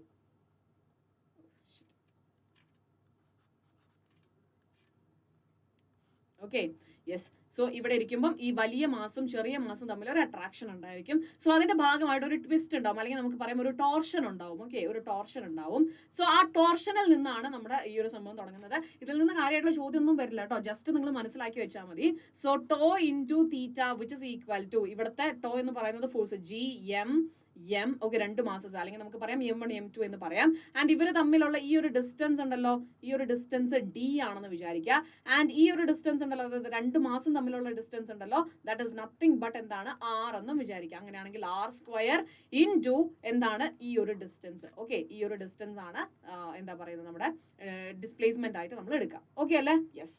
അപ്പൊ അങ്ങനെയാണെന്നുണ്ടെങ്കിൽ ജിന്റെ വാല്യൂ എന്ന് പറയുന്നത് എങ്ങനെ വരുവാ, ജിന്റെ വാല്യൂ മാത്രം കിട്ടണമെന്നുണ്ടെങ്കിൽ നമ്മൾ എന്ത് ചെയ്താൽ മതി, yes, tau into theta into R² വരും. Okay, into okay, yes, tau theta divided by M into D വരും. Okay, yes, tau theta which is equal to GMM by R² into D ആണ് വരിക. സോ നമ്മൾ ഈ ഒരു ഇക്വേഷനിലോട്ട് വരുമ്പോഴത്തേനും G is equal to tau theta divided by MMD വരും. Okay, and into ഒരു R² ഉണ്ടാവും. സോ ഡെഫിനറ്റ്ലി നമുക്ക് ഇതിലെ എല്ലാ വാല്യൂസ് അറിയാം അല്ലെ, ഈ ഇതിൽ നമുക്ക് എന്താണ് ട്വിസ്റ്റ് നമുക്ക് അറിയാം, അതുപോലെ തന്നെ ഈ ഡീന്റെ വാല്യൂ എന്താണ്, മാസുകളുടെ വാല്യൂ എന്താണ്, അതുപോലെ ഈ ഡിസ്റ്റൻസ് എന്താണ്, ഇതൊക്കെ നമുക്ക് മെഷർ ചെയ്യാവുന്ന വാല്യൂസ് ആണ്. അങ്ങനെയാണ് മെഷർ ചെയ്യാൻ പറ്റുന്ന വാല്യൂസ് ആണ് എങ്കിൽ തീർച്ചയായിട്ടും നമുക്ക് എന്ത് പറയാം, ജിന്റെ വാല്യൂ ഇതിൽ നിന്ന് കണ്ടുപിടിച്ചൂടെ. അങ്ങനെ അപ്രോക്സിമേറ്റ് ആയിട്ട് അദ്ദേഹത്തിന് എന്ത് കിട്ടി, ജിന്റെ value 6.67 into 10⁻⁻11 newton metre square per kg² എന്ന് അദ്ദേഹത്തിന് കിട്ടി. സോ ഇതാണ് നമ്മൾ പിന്നീട് കണ്ടുപിടിച്ച ഗ്രാവിറ്റേഷണൽ കോൺസ്റ്റന്റിന്റെ വാല്യൂ എന്ന് പറയുന്നത്. ഓക്കെ, സോ ചെറിയൊരു എക്സ്പെരിമെന്റിൽ നിന്നാണ് ഈ ഒരു സംഭവം കണ്ടെത്തിയത്. സോ ഇവിടെ മൊത്തം പറയുന്നത് ആ ഒരു എക്സ്പെരിമെന്റ് തന്നെയാണ്. Yes, F is equal to GMM by D² ആണ്. ഓക്കെ സാർ, യെസ്, R² അല്ല D² ആണ് കേട്ടോ, sorry. Okay, D² into D ആണ്. ഓക്കെ, ഇവിടെ ആണ് തെറ്റുപറ്റിയത് കേട്ടോ, നമ്മൾ എടുക്കേണ്ടത് D ആണ്, R അല്ല കേട്ടോടാ. ഓക്കെ, യെസ്, അപ്പൊ ആ റോഡിന്റെ ലെങ്ത് ആണ് നമ്മൾ എടുക്കേണ്ടത്. സോ അത് നമ്മൾ എടുത്തു. ഓക്കെ, സോ നമുക്ക് കിട്ടി D² into D കിട്ടി. സോ ഇവിടെ നമ്മൾ നോക്കി കഴിയും. ഓക്കെ, യെസ്, ഇത് ഡിയും മറ്റേ ലെങ്ത് എല്ലും ആണ് എടുക്കുന്നത് കേട്ടോ, നമ്മുടെ ഈ ഒരു എക്സ്പെരിമെന്റിൽ എടുക്കുന്നത് എൽ എന്ന് പറയുന്നതാണ് കേട്ടോ ലെങ്ത്. ഓക്കെ, ആ ബാറിന്റെ ലെങ്ത് എല്ലായിട്ടും, അതുപോലെ തന്നെ ഡി എന്ന് പറയുന്നത് ഇവിടെ എവിടെയെങ്കിലും സ്പെസിഫൈ ചെയ്തിട്ടുണ്ടായിരിക്കും. അതായത് ഈ 2 മാസുകൾ, അട്രാക്ട് ചെയ്യുന്ന മാസുകൾ തമ്മിലുള്ള ഡിസ്റ്റൻസ് ആണ് സ്മോൾ ലെറ്റർ ഡി എന്ന് പറയുന്നത്. അതും ഇവിടെ അതിൽ സ്പെസിഫൈ ചെയ്തിട്ടുണ്ട് കേട്ടോ. എക്സാക്ട്ലി ഇപ്പോൾ എവിടെയെന്ന് ചോദിച്ചു കഴിഞ്ഞാൽ കഥ മൊത്തം നമ്മൾ വായിക്കേണ്ടി വരും.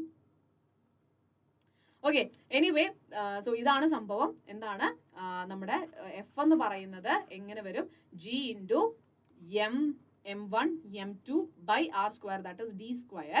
ഇനി അടുത്തത് എന്താ ചെയ്യേണ്ടത്, നമുക്കറിയാം, നമുക്ക് എന്താ പറയുക, ടോ തീറ്റയാ വേണ്ടതല്ലേ. ടോ തീറ്റ എന്ന് പറയുമ്പം ടോ എന്ന് നമ്മൾ എടുത്തു GMM by D² എന്ന് എടുത്തു, ഇൻറ്റു തീറ്റ എന്ന് പറയുന്നത് അവിടെ ഉണ്ടാകുന്ന ഡിസ്പ്ലേസ്മെന്റ് എന്ന് പറയുന്നത് L ആയിട്ട് നമ്മൾ എടുത്തു.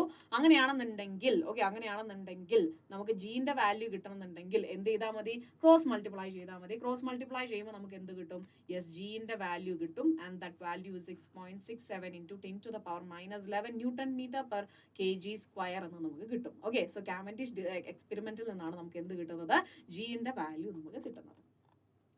Okay, yes. അടുത്ത ഇമ്പോർട്ടന്റ് ആയിട്ടുള്ള ഒരു കാര്യം, ക്വസ്റ്റ്യൻ എന്തായാലും ഷുവർ ആയിട്ടും ചോദിക്കുന്ന ഒരു ഭാഗം കൂടിയാണ് ആക്സലറേഷൻ ഡ്യൂ ടു ഗ്രാവിറ്റി എന്ന് പറയുന്നത്. The earth can be imagine to be a sphere. നമുക്കറിയാം ഒരു പെർഫെക്റ്റ് സ്ഫിയർ അല്ല, പക്ഷെ നമ്മൾ ഇമാജിൻ ചെയ്യുവാണ് ഒരു സ്ഫിയർ ആണെന്ന്. Made of A large number of concentric spherical shells. അതായത് ഇതുപോലെ ഒരുപാട് കോൺസെൻട്രിക് സ്ഫെറിക്കൽ ഷെൽസ് എന്താ പറയുക കൂടി ചേർന്നതാണ് നമ്മുടെ എന്തെന്ന് പറയുന്നത് എർത്ത് എന്ന് നമ്മൾ അസ്യൂം ചെയ്യുവാണ്. Okay, yes. with the smallest one at the center of the largest one at the surface. Definitely അതായത് കുഞ്ഞു കുഞ്ഞു കുഞ്ഞു സ്ഫിയേഴ്സ് ഇങ്ങനെ കൂടിയിട്ട് അതായത് n നമ്പർ ഓഫ് അല്ലെങ്കിൽ അത്രയും നമ്പർ ഓഫ് സ്ഫിയേഴ്സ് കൂടിയിട്ടാണ് നമ്മളൊരു എർത്ത് ഫോം ചെയ്യുന്നത് ഇമാജിൻ ചെയ്തിട്ടുണ്ടെങ്കിൽ അതിന്റെ ഏറ്റവും സ്മോളസ്റ്റ് റേഡിയസ് വരുന്ന സ്ഫിയർ ഏതായിരിക്കും? അറ്റ് ദി സെന്റർ ആയിരിക്കും. ഏറ്റവും ഹയസ്റ്റ് വരുന്നത് എന്തായിരിക്കും? അതിന്റെ സർഫസിലുള്ള ആ ഒരു കൺസിഡർ ചെയ്യുന്ന ആ ഒരു സ്ഫിയർ ആയിരിക്കും വരുന്നത്. A point outside the earth is obviously outside all the shells. Thus all the shells exert a gravitational force at the point outside just as if their masses are concentrated at their common centers according to the result stated. Okay, ഒന്നുമില്ല. അതായത് ഇവിടെ നമ്മൾ ഇതാണ് നമ്മുടെ ഭൂമി. ഈ ഭൂമിക്ക് പുറത്ത് വരുന്ന ഏതൊരു ഒബ്ജക്റ്റിനും എന്ത് ചെയ്യും? യെസ്, ഇതിനൊരു ഗ്രാവിറ്റേഷണൽ ഫോഴ്സ് ഇവിടെയുള്ള എല്ലാ സ്ഫിറിക്കൽ ഷെൽസും എന്ത് ചെയ്യും? അട്രാക്ട് ചെയ്യും. The total mass of all shells combined is just mass of the earth. Okay, അങ്ങനെ നമ്മളിവിടെ കോൺസെൻട്രേറ്റ് ചെയ്തിരിക്കുന്നത് അതായത് ഈ സ്ഫിറിക്കൽ ഷെല്ലിന്റെ ഓരോന്നിന്റെയും മാസ് നമ്മൾ കൺസിഡർ ചെയ്തിട്ടുണ്ടെങ്കിൽ അതെന്തായിരിക്കും? Exactly the total mass of all shells combined is just the mass of the earth എന്ന് വരും. Okay, അല്ലേ? Yes. Hence, at the point outside the earth, the gravitational force is just as if its entire mass of the earth is concentrated at the center. For a point inside the earth, the situation is different. Okay, the mass m is mine located. Okay, ഇത് നമ്മൾ ഒരു explanation ആയിട്ട് കൊണ്ടുവരാണ്. So ഇപ്പം തൽക്കാലം അത് അവിടെ ഇരിക്കട്ടെ. നമുക്കത് കാര്യമായിട്ട് നമുക്ക് മുന്നോട്ടേക്ക് കൊണ്ടുവരാം. ഓക്കെ, സോ ഫസ്റ്റ് ഇവിടെ എന്താ പറയുന്നത്? ജീന്റെ വാല്യൂ കണ്ടുപിടിക്കുവാണോ? അതെ, ജീന്റെ വാല്യൂ കണ്ടുപിടിക്കുവാണ്. ഓക്കെ, സോ നമുക്ക് ജീന്റെ value acceleration due to gravity നമുക്ക് കണ്ടുപിടിക്കാം. സോ നമുക്കറിയാം നമ്മൾ രണ്ട് ഒബ്ജക്ട്സ്, ഓക്കെ, രണ്ട് ഒബ്ജക്ട്സ് ഡിഫറെന്റ് മാസ് ആണ്. ഓക്കെ, ഒരെണ്ണത്തിന്റെ മാസ് എം എന്നും ഒരെണ്ണത്തിന്റെ മാസ് ക്യാപിറ്റൽ എം ആണെന്ന് വിചാരിക്കുക. എനിക്ക് ഇപ്പൊ ക്യാപിറ്റൽ എമ്മിന്റെ മാസ് ആണ് വലുത്. സോ തീർച്ചയായിട്ടും അത് താഴത്തോട്ട് പോകുമ്പോൾ എന്തായിരിക്കും? യെസ്, മാസ് കൂടുതലുള്ളത് താഴെത്തും അല്ലെ? യെസ്, പക്ഷെ നമ്മൾ ഇതേ സെയിം സാധനം ഒരു വാക്വത്തിലാണ് ചെയ്യുന്നെങ്കിൽ ഇതാ ഇതിന്റെ മാസ് എം ജി ആണ്, ഇതിന്റെ വെയിറ്റ് എന്ന് പറയുന്നത് ക്യാപിറ്റൽ എം ജി ആണ് അല്ലെ? സോ വാക്വത്തിലാണെന്നുണ്ടെങ്കിൽ ഇത് രണ്ടും എക്സാക്ട്ലി ഒരേ സമയത്തായിരിക്കും വരുന്നത് അല്ലെ? എക്സാക്ട്ലി ഒരേ സമയത്തിലായിരിക്കും അത് എന്താ പറയുന്നത് ആ ഒരു പൊസിഷനിലോട്ട് അല്ലെങ്കിൽ ഗ്രൗണ്ടിലോട്ട് എത്തുന്നത്. ക്ലിയർ അല്ലേ? യെസ്, കാരണം എന്താണ്? ജിന്റെ വാല്യൂ, ഓക്കെ, ജിന്റെ വാല്യൂ എന്താണ്? എല്ലായിടത്തും ഒരേപോലെയാണ്. ഓക്കെ, അതായത് വാക്വം ആണെങ്കിൽ അവിടെ ജിന്റെ വാല്യൂ എന്താണ്? സെയിം ആണ്. രണ്ടിനും എക്സ്പീരിയൻസ് ചെയ്യുന്ന ജിന്റെ വാല്യൂ സെയിം ആണ്. ഓക്കെ, സോ ഇവിടെയാണ് നമ്മുടെ ആക്സലറേഷൻ ഡ്യൂ ടു ഗ്രാവിറ്റി എന്ന് പറയുന്ന ഒരു കോൺസെപ്റ്റ് തുടങ്ങുന്നത്. സോ നമുക്ക് അറിയാലോടാ, F is equal to M G അല്ലേ? Okay, F is equal to M G അല്ലേ? ആൻഡ് ഓൾസോ നമ്മൾ പഠിച്ചു ഈ എഫ് എന്ന് പറഞ്ഞിട്ടുണ്ടെങ്കിൽ എന്താണ്? G M M by R square ആണെന്ന് നമ്മൾ പഠിച്ചു. അങ്ങനെയാണെങ്കിൽ ഞാൻ ഇതിനെ ഇക്വേറ്റ് ചെയ്ത് നോക്കുവാണ്. M G is equal to G M M by R square. Okay, so എമ്മും എമ്മും ക്യാൻസൽ ആയി പോയി എനിക്ക് എന്ത് കിട്ടും? G M by R square എന്ന് കിട്ടും. സോ നമുക്കറിയാം എർത്തിന്റെ റേഡിയസ് ഞാൻ എടുക്കുവാണ് ആർ ഇ എന്ന് എടുക്കും. അങ്ങനെയാണെങ്കിൽ ജിന്റെ വാല്യൂ എന്താ വരാ? G M by R E square വരും. അല്ലെങ്കിൽ ചിലയിടത്ത് നമുക്കറിയാം നേരെ ആർ എന്ന് മാത്രം റെപ്രസെന്റ് ചെയ്തിട്ടുണ്ടാവുള്ളൂ. ആ ആർ എന്ന് പറഞ്ഞിട്ടുണ്ടെങ്കിൽ എന്താണ്? ആ ആർ എന്ന് പറഞ്ഞിട്ടുണ്ടെങ്കിൽ അതെന്താണ്? എക്സാക്ട്ലി നമ്മുടെ എർത്തിന്റെ റേഡിയസ് ആണ്. ഇനി ഇതേ എന്താ പറയുക ആക്സിലറേഷൻ ഡ്യൂ ടു ഗ്രാവിറ്റിനെ തന്നെ എനിക്ക് എന്ത് ചെയ്യാം? ഡെൻസിറ്റിയുടെ ടേമിലോട്ട് മാറ്റാം. കാരണം എന്താണ്? Density mass by volume which is equal to എന്താണ്? മാസ് ബൈ വോളിയം എന്ന് പറഞ്ഞിട്ടുണ്ടെങ്കിൽ ഡെൻസിറ്റി ആണ്. എനിക്ക് ഇവിടെയുള്ള ഈ ഒരു മാസ് ഉണ്ടല്ലോ, ഈ മാസിന് എനിക്ക് എന്ത് ചെയ്യാൻ പറ്റും? ഡെൻസിറ്റിയുടെ ടേമിലോട്ട് മാറ്റാം. സോ നമ്മൾ നേരത്തെ പറഞ്ഞു നമ്മുടെ എർത്തിനെ നമ്മൾ എന്ത് ചെയ്യുവാണ്? ഒരു സ്ഫിയർ ആയിട്ട് കൺസിഡർ ചെയ്യാൻ പോവാ. സ്ഫിയർ ആയിട്ട് കൺസിഡർ ചെയ്യാൻ പോവാണെങ്കിൽ അതിന്റെ വോളിയം എന്ന് പറയുന്നത്, ഓക്കെ, വോളിയം എന്ന് പറയുന്നത് 4/3 പൈ ആർ ക്യൂബ് ആണ്. ഓക്കെ, ഇത് സെന്ററിലാണ് ഇത് കേട്ടോ. ആർ ക്യൂബ് ഇൻറ്റു റോ എന്ന് പറഞ്ഞിട്ടുണ്ടെങ്കിൽ നമുക്ക് മാസ് കിട്ടിയില്ലേ?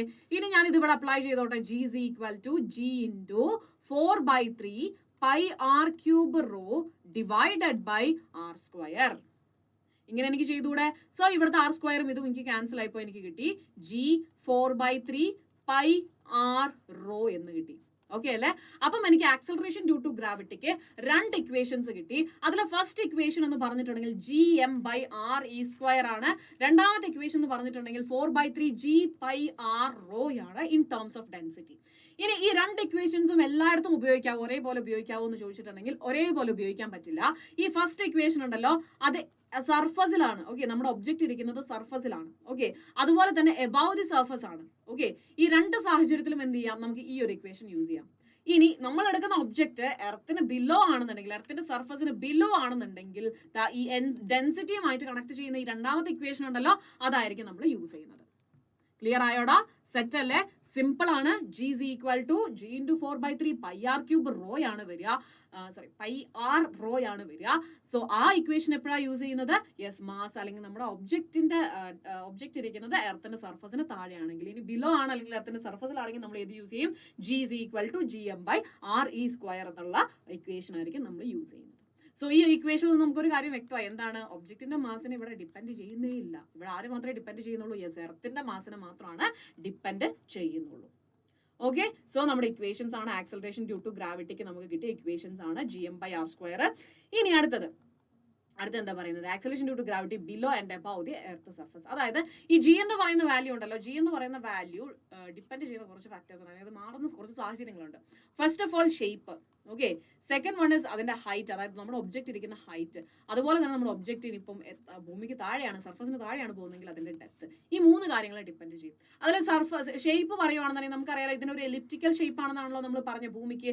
അവിടെ ഈ ഭാഗങ്ങൾ ഫ്ലാറ്റൻഡ് ആണ്, ഇത് കുറച്ച് ബൾജ്ഡ് ആണെന്ന് നമ്മൾ പറഞ്ഞല്ലോ. അങ്ങനെയാണെന്നുണ്ടെങ്കിൽ എടാ ഈ സെൻട്രൽ നിന്നും ഈ പോളാർ റീജിയനിലോട്ടുള്ള റേഡിയസ് RP എന്ന് ഞാൻ വിളിച്ചു. അതുപോലെ ഇക്വറ്റോറിയൽ റീജിയനിലോട്ടുള്ള ഇതിനെ ഞാൻ RE എന്നും വിളിച്ചിട്ടുണ്ടെങ്കിൽ ഡെഫിനറ്റ്ലി നമുക്കറിയാവുന്ന ഒരു കാര്യമുണ്ടല്ലോ, RP എന്ന് പറയുന്നത് എന്തായിരിക്കും, REനെക്കാട്ടിലും ചെറുതായിരിക്കും. കാരണം ഈ ഭാഗങ്ങൾ കുറച്ച് പരന്നിട്ടും ഇത് ബൾജ്ഡ് ആയിട്ടുള്ളത് കൊണ്ട് തന്നെ സെൻട്രൽ നിന്നും ഇക്വറ്റോറിയൽ പ്ലെയിനിലോട്ട് അല്ലെങ്കിൽ ഇക്വറ്റോറിയൽ പോയിന്റിലോട്ടുള്ള ഇക്വറ്റോറിയൽ റീജിയനിലോട്ടുള്ള ഡിസ്റ്റൻസ് എന്ന് പറയുന്നത് തീർച്ചയായിട്ടും എന്തായിരിക്കും, കൂടുതലായിരിക്കും. അങ്ങനെയാണെന്നുണ്ടെങ്കിൽ നമ്മൾ പഠിച്ചായിരുന്നല്ലോടാ വെലോസിറ്റിയും അതുപോലെ തന്നെ എന്താ പറയുക, സോറി വെലോസിറ്റി അല്ലല്ലോടാ നമ്മൾ വേണ്ടത്, യെസ് നമ്മുടെ acceleration due to gravity. So G is equal to നമ്മൾ പറഞ്ഞിരുന്നു gm/r ആണ് അല്ലെ, gm/r ആണ്. അങ്ങനെയാണെന്നുണ്ടെങ്കിൽ GP എന്ന് പറയുന്നത് gm/rp അല്ലേ, ആൻഡ് GE എന്ന് പറയുന്നത് gm/re അല്ലേ. യെസ്, അപ്പൊ നമുക്ക് 2 ഇക്വേഷൻസ് കിട്ടിയില്ലേ. സോ ഇവിടെ RP കുറവല്ലേ, അപ്പം GP കൂടുതലായിരിക്കില്ലേ. ഇവിടെ RE കൂടുതലല്ലേ, അപ്പം GE കുറവായിരിക്കല്ലേ. സോ നമുക്ക് കിട്ടി പോളാർ റീജിയനിലുള്ള ആക്സലറേഷൻ ഡ്യൂ ടു ഗ്രാവിറ്റി എന്ന് പറയുന്നത് കൂടുതലായിരിക്കും when compare with equatorial region അല്ലേ. സോ സിമ്പിൾ ആയിട്ട് എക്സാമ്പിൾ പറഞ്ഞാൽ നമുക്ക് സ്പ്രിംഗ് ബാലൻസ്, ഓക്കെ. സ്പ്രിംഗ് ബാലൻസിൽ എന്താ നമ്മൾ ചെയ്യുന്നത്, നമ്മൾ മെഷർ ചെയ്യുന്നത് വെയിറ്റ് ആണ് അല്ലേ. സോ വെയിറ്റ് മെഷർ ചെയ്യുന്ന സമയത്ത് ഇക്വറ്റോറിയൽ റീജിയനിൽ നിന്നിട്ടാണ് നമ്മൾ വെയിറ്റ് മെഷർ ചെയ്യുന്നതെങ്കിൽ നമുക്ക് എന്താ വരാ, mge അല്ലേ. സോ ജിന്റെ വാല്യൂ കുറവല്ലേ, കുറവാണെന്നുണ്ടെങ്കിൽ തീർച്ചയായിട്ടും എന്തായിരിക്കും, നമുക്ക് വെയിറ്റ് കുറവേ ഫീൽ ചെയ്യത്തുള്ളൂ. ഇനി അതേസമയം നമ്മൾ ഇതേ സെയിം സാധനം, ഓക്കെ, ഇതേ മാസമുള്ള സെയിം സംഭവത്തിന് നമ്മൾ പോളാർ റീജിയനിൽ ചെന്ന് നോക്കിയിട്ടുണ്ടെങ്കിലോ GPന്റെ വാല്യൂ കൂടുതലല്ലേ, അപ്പൊ നമുക്ക് അവിടെ എന്ത് ചെയ്യും, വെയിറ്റ് കൂടുതലായിരിക്കും. ഓക്കെ, വെയിറ്റ് ഇവിടെ കൂടുതലായിരിക്കും പോളാർ റീജിയനിൽ. മനസ്സിലായല്ലോ. യെസ്, അപ്പൊ അതാണ് നമ്മുടെ ഫസ്റ്റ് ഷേപ്പിനെ കുറിച്ചിട്ട് നമുക്ക് പറയാനുള്ള കാര്യം കേട്ടോ. ഷേപ്പിനെ കുറിച്ചിട്ട് നമുക്ക് പറയാനുള്ള കാര്യം. യെസ്, ഇനി ഇവിടെ എന്താ പറയുന്നത്, ഇവിടെ പറയുന്നത് ഹൈറ്റ്. ഓക്കെ, ഫസ്റ്റ് ഹൈറ്റിനല്ലേ പറയുന്നത്, ബിലോ ആൻഡ് എബവ് സർഫസിനെ പറഞ്ഞിട്ടുള്ളൂ. ഓക്കെ, സോ ഫസ്റ്റ് നമുക്ക് ഹൈറ്റ് എടുക്കാം. അതായത് എബവ് ദി സർഫസ് ആണ് നമ്മുടെ ഒബ്ജക്റ്റ് ഇരിക്കുന്നതെന്ന് വിചാരിക്കുക. ആ ഹൈറ്റിന്റെ ഇത് എത്രയാണ്, H എന്നാണ് നമ്മൾ എടുക്കുന്നത് കേട്ടോ. സർഫസിൽ നിന്നും H ഹൈറ്റ് അകലെയാണ് നമ്മുടെ ഒബ്ജക്റ്റ് ഇരിക്കുന്നത്. അങ്ങനെയാണെന്നുണ്ടെങ്കിൽ ടോട്ടൽ സെൻട്രൽ നിന്നും ഇത് എത്ര ഡിസ്റ്റൻസ് അകലെയായിരിക്കും ഇവിടെ, എർത്തിന്റെ സെൻട്രൽ നിന്നും ഇത് ഏറെക്കുറെ RE+H അല്ലെ, അല്ലെങ്കിൽ നിങ്ങൾ പഠിച്ചിട്ടുണ്ടോ R+H ഡിസ്റ്റൻസ് അകലെയായിരിക്കും ആരിയിരിക്കുന്നത്, നമ്മുടെ ഒബ്ജക്റ്റ് ഇരിക്കുന്നത്. സർഫസിൽ നിന്നും H ഡിസ്റ്റൻസ് അകലെയാണ് ഇരിക്കുന്നതെങ്കിൽ അങ്ങനെയാണെന്നുണ്ടെങ്കിൽ നമുക്ക് എങ്ങനെ പറയാം, yes F is equal to, അതായത് അവിടെ എക്സ്പീരിയൻസ് ചെയ്യുന്ന എന്താ പറയുക ഫോഴ്സ് എന്ന് പറയുന്നത് GME into M നമ്മുടെ ഒബ്ജക്റ്റിന്റെ mass divided by RE+H the whole square. അതാണ് ഫസ്റ്റ് ഇവിടെ എഴുതിയിരിക്കുന്നത്. ഓക്കെ, അറ്റ് ഹൈറ്റ് Hലാണെന്നുണ്ടെങ്കിൽ അവിടെ അതിന് എക്സ്പീരിയൻസ് ചെയ്യുന്ന ഗ്രാവിറ്റേഷണൽ ഫോഴ്സ്. ക്ലിയർ അല്ലേടാ. യെസ്, ഇനി എന്താ ചെയ്യുന്നത്, നമ്മൾ എന്ത് ചെയ്തു, യെസ് FH/m കണ്ടുപിടിച്ചു കഴിഞ്ഞാൽ എനിക്ക് എന്ത് കിട്ടും, GM/RE+H the whole square എന്ന് കിട്ടും. ഓക്കെ അല്ലേ. യെസ്, നമ്മുടെ G(H) നമുക്ക് എന്ത് കിട്ടി, GME divided by RE+H the whole square എന്ന് കിട്ടി അല്ലേ. GM/R² അല്ലേ. യെസ്, സോ ഇവിടെ നമ്മൾ നേരത്തെ പറഞ്ഞ പോലെ ഇതല്ലേ നമുക്ക് കിട്ടിയ ഇക്വേഷൻ. ഇവിടെ നമ്മൾ പ്രൂവ് ചെയ്തത് എന്തായിരുന്നു, GM/R² at the surface. Okay, ഇനി സർഫസിൽ അല്ലെങ്കിൽ നമ്മൾ എങ്ങനെ പറയും, GM/R², സ്മോൾ ലെറ്റർ R എന്ന് പറഞ്ഞിട്ടുണ്ടെങ്കിൽ which represents what, R+H. Okay, so നമുക്ക് കിട്ടി G(H) is equal to RE+H whole square എന്ന് കിട്ടി. ഓക്കെ അല്ലേ. ഇനി ഈ ഹൈറ്റ് ഉണ്ടല്ലോ, ഈ ഹൈറ്റ് വളരെ വളരെ ചെറുതാണെന്ന് വിചാരിക്കുക. ഈ H എന്ന് പറയുന്നത് RE-നെ വെച്ച് കമ്പയർ ചെയ്യുമ്പോൾ വളരെ ചെറുതാണെന്നുണ്ടെങ്കിൽ നമ്മൾ അവിടെ ഒരു അപ്രോക്സിമേഷൻ കൊണ്ടുവരാണ്. ഓക്കെ, ഫസ്റ്റ് ഞാൻ എന്താ ചെയ്യുന്നതെന്ന് അറിയാവോ, ഫസ്റ്റ് ഞാൻ ഈ G(H) ഉണ്ടല്ലോ, G(H)ന് ഞാനൊന്ന് മോഡിഫൈ ചെയ്ത് എഴുതുവാണ്. GM, ഞാൻ ഈ ME എന്ന് ഞാൻ സ്പെസിഫൈ ചെയ്ത് എഴുതുന്നില്ല, M എന്ന് ഇടുന്നുള്ളൂ. അത് മാസ് ഓഫ് എർത്ത് ആണ് ഡിവൈഡഡ് ബൈ, അതുപോലെ RE-ക്ക് പകരം ഞാൻ ഇനി R എന്ന് യൂസ് ചെയ്യുന്നുള്ളൂ കേട്ടോ. സോ R+, ഇനി ഞാൻ എന്ത് ചെയ്യുക, R/R into H ഇട്ടു. എന്തെങ്കിലും തെറ്റ് വരുമോ, ഇല്ല, ഒരു തെറ്റും വരത്തില്ല. കാരണം എന്താണ്, R മാറും ക്യാൻസൽ ആയി പോലും റിസൾട്ടിൽ ഒരു മാറ്റം വരത്തില്ല.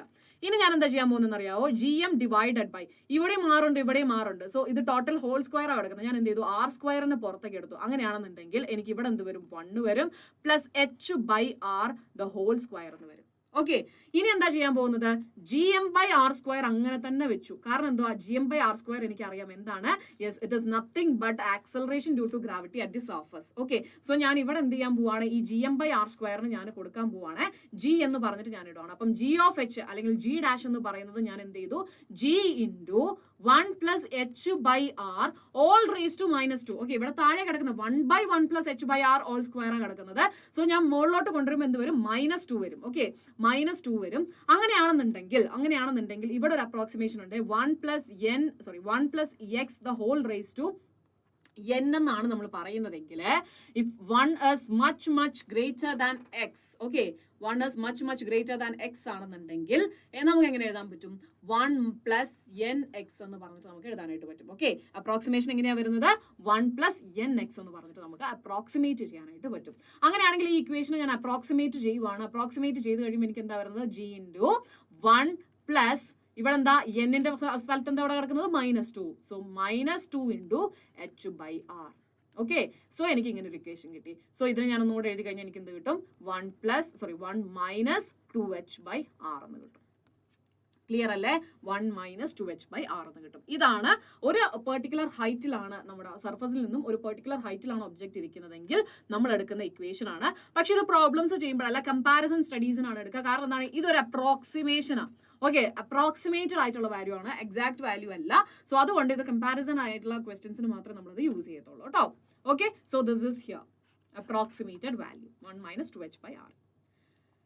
ഇനി അടുത്ത എന്താ പറയുന്നത്? അടുത്തത് നമ്മൾ ഡെപ്തിലോട്ട് പോവാണ്. അതായത് നമ്മുടെ ഒബ്ജക്റ്റ് ഇരിക്കുന്നത് ലെറ്റ്സ് സേ ദാ ഇവിടെ നിന്നും d ഡിസ്റ്റൻസ് താഴെ പോയി. ഓക്കെ അല്ലെ? d ഡിസ്റ്റൻസ് താഴെ പോയി. ഇതാണ് എർത്തിന്റെ സെന്റർ എന്ന് വിചാരിക്കും. ഓക്കെ, സോ ഇവിടെ നിന്ന് തൊട്ട് ഇവിടെ വരെ എന്താ ഈ ഡിസ്റ്റൻസ്? ഇത് എർത്തിന്റെ റേഡിയസ് RE എന്ന് പറയുന്നത് അല്ലെ? സോ അങ്ങനെയാണെന്നുണ്ടെങ്കിൽ നമ്മൾ പറഞ്ഞു, അതായത് G നമ്മൾ എടുക്കുമ്പം below the surface, below earth surface ആണെന്നുണ്ടെങ്കിൽ നമ്മൾ ഡെൻസിറ്റിയുടെ ടേം വരുന്ന gravitational acceleration due to gravity എടുക്കുക അല്ലേ? അത് നമ്മൾ ഓൾറെഡി പറഞ്ഞിരുന്നു ജീന്റെ വാല്യൂ കണ്ടുപിടിച്ചപ്പം. അങ്ങനെയാണെന്നുണ്ടെങ്കിൽ മക്കളെ എന്തായിരിക്കും നമ്മുടെ മാസ് വരുന്നത്? അല്ലെങ്കിൽ ജീന്റെ വാല്യൂ എന്താ വരുന്നത്? സോറി, ആ ജീന്റെ വാല്യൂ എന്തായിരുന്നു? 4/3 g/r rho അല്ലെ? ഇതാണ് നമ്മുടെ ഇക്വേഷൻ വരുന്നത് അല്ലെ? 4/3 πr റോ ആണ് നമ്മുടെ ഇക്വേഷൻ വരുന്നത്. സോ ഞാൻ എന്ത് ചെയ്തു? ഇവിടെ ഇക്വേഷനിൽ ഞാൻ ഇവിടെ r പകരം ഞാൻ സബ്സ്റ്റിറ്റ്യൂട്ട് ചെയ്യുവാണ്. അതായത് G' എന്ന് പറഞ്ഞിട്ട് ഞാൻ റെപ്രസെന്റ് ചെയ്യുവാണ്. 4/3 π g rho r - d. Okay, r - d. ഇനി ഞാൻ എന്താ ചെയ്യാൻ പോകുന്നത്? r ഞാൻ പുറത്തേക്ക് എടുക്കാൻ പോവാ. ഓക്കെ, r ഞാൻ പുറത്തേക്ക് എടുക്കാൻ പോവാണ്. 4/3 π g rho r 1 - d/r. Okay, so ഈ ഒരു ഇക്വേഷൻ നോക്കിക്കേ. 4/3 പൈ g rho r. So exactly ഇതെന്താ? G ആണ്. സോ അങ്ങനെയാണെങ്കിൽ G × 1 - d/r ആണ് എന്ത് വരുന്നത്? ഡെപ്തിലിരിക്കുമ്പം വരുന്ന നമ്മുടെ, അതായത് ബിലോ ദ സർഫസ് ആണ് വരുന്നതെങ്കിൽ ആ ഒബ്ജക്റ്റിന് എക്സ്പീരിയൻസ് ചെയ്യുന്ന ആക്സലറേഷൻ ഡ്യൂ ടു ഗ്രാവിറ്റി എന്ന് പറയുന്നത് എങ്ങനെയായിരിക്കും റിലേറ്റ് ചെയ്തിട്ടുണ്ടാവുക? G അറ്റ് ദ സർഫസിലുള്ള acceleration due to gravity × 1 - d/r ആയിരിക്കും നമ്മുടെ ഇക്വേഷൻ വരുന്നത്. Okay, yes, here is our equation. Yes, okay, so ഇതായിരിക്കും നമ്മുടെ ഇക്വേഷൻ വരുന്നത്. ക്ലിയർ അല്ലേ? So as we go down below the earth surface, the acceleration due to gravity എന്താ ചെയ്യുന്നത്? Yes, കുറയുവാണ് ചെയ്യുന്നത്. ആ കുറയുന്ന ഫാക്ടർ എന്താണ്? യെസ്, 1 - d/r ഈ റേഞ്ചിലായിരിക്കും അത് കുറയുന്നത്. ഇനി സമ്മറൈസ് ചെയ്യാം. Variation of G with height എന്ന് പറയുമ്പോൾ നമ്മൾ എന്താ പറയുന്നത്? G' is equal to G × 1 - 2h/r ആണ്. ഓക്കെ, ഇനി അടുത്തത് എന്താ വരുന്നത്? Yes, variation due to depth വരുന്നത് G is equal to G × 1 - d/r. Okay, so ഇനി നമുക്ക് പഠിക്കാനുള്ളത് ഗ്രാവിറ്റേഷണൽ പൊട്ടൻഷ്യൽ എനർജി ഉണ്ട്. അതുപോലെ തന്നെ നമുക്ക് എന്താണ് വേറെ പഠിക്കാനുള്ളത്? നമുക്ക് എന്തായിരുന്നു? എസ്കേപ്പ് വെലോസിറ്റി പഠിക്കാനുണ്ട്. സോ യെസ്, അപ്പം നമുക്ക് കണ്ടിന്യൂ ചെയ്യണോ അതോ നമുക്ക് ഇവിടെ വെച്ചിട്ട് ഒരു ബ്രേക്ക് എടുത്തിട്ട് അടുത്ത ദിവസം നമുക്ക് പഠിക്കണം എന്നുള്ളത് ഞാനിങ്ങനെ ചിന്തിച്ചുകൊണ്ടിരിക്കുകയാണ്. സോ എനിക്ക് തോന്നുന്നു ഒരു 1 hour സെഷനാണ്. സോ എവറി ഡേ നിങ്ങൾ ഒരു 1 hour NCERTക്ക് വേണ്ടിയിട്ട് സ്പെൻഡ് ചെയ്യുന്നതായിരിക്കും കുറച്ചും കൂടെ ബെറ്റർ. നാളെ തന്നെ നമ്മൾ അടുത്ത ഇതിൻ്റെ ഒരു ഭാഗം ഇടുന്നതായിരിക്കും. സോ ഡെഫിനറ്റ്ലി നിങ്ങൾക്ക് അത് യൂസ്ഫുൾ ആവുകയും ചെയ്യും. സോ തീർച്ചയായിട്ടും ഈ ഒരു വീഡിയോ കണ്ടവർ നാളത്തെ വീഡിയോയും കൂടെ കാണാനായിട്ട് ശ്രദ്ധിക്കുക. ഇഷ്ടപ്പെട്ടിട്ടുണ്ടെങ്കിൽ ലൈക്ക് ചെയ്യാനും ഷെയർ ചെയ്യാനും സബ്സ്ക്രൈബ് ചെയ്യാനും ആരും മറക്കരുത്.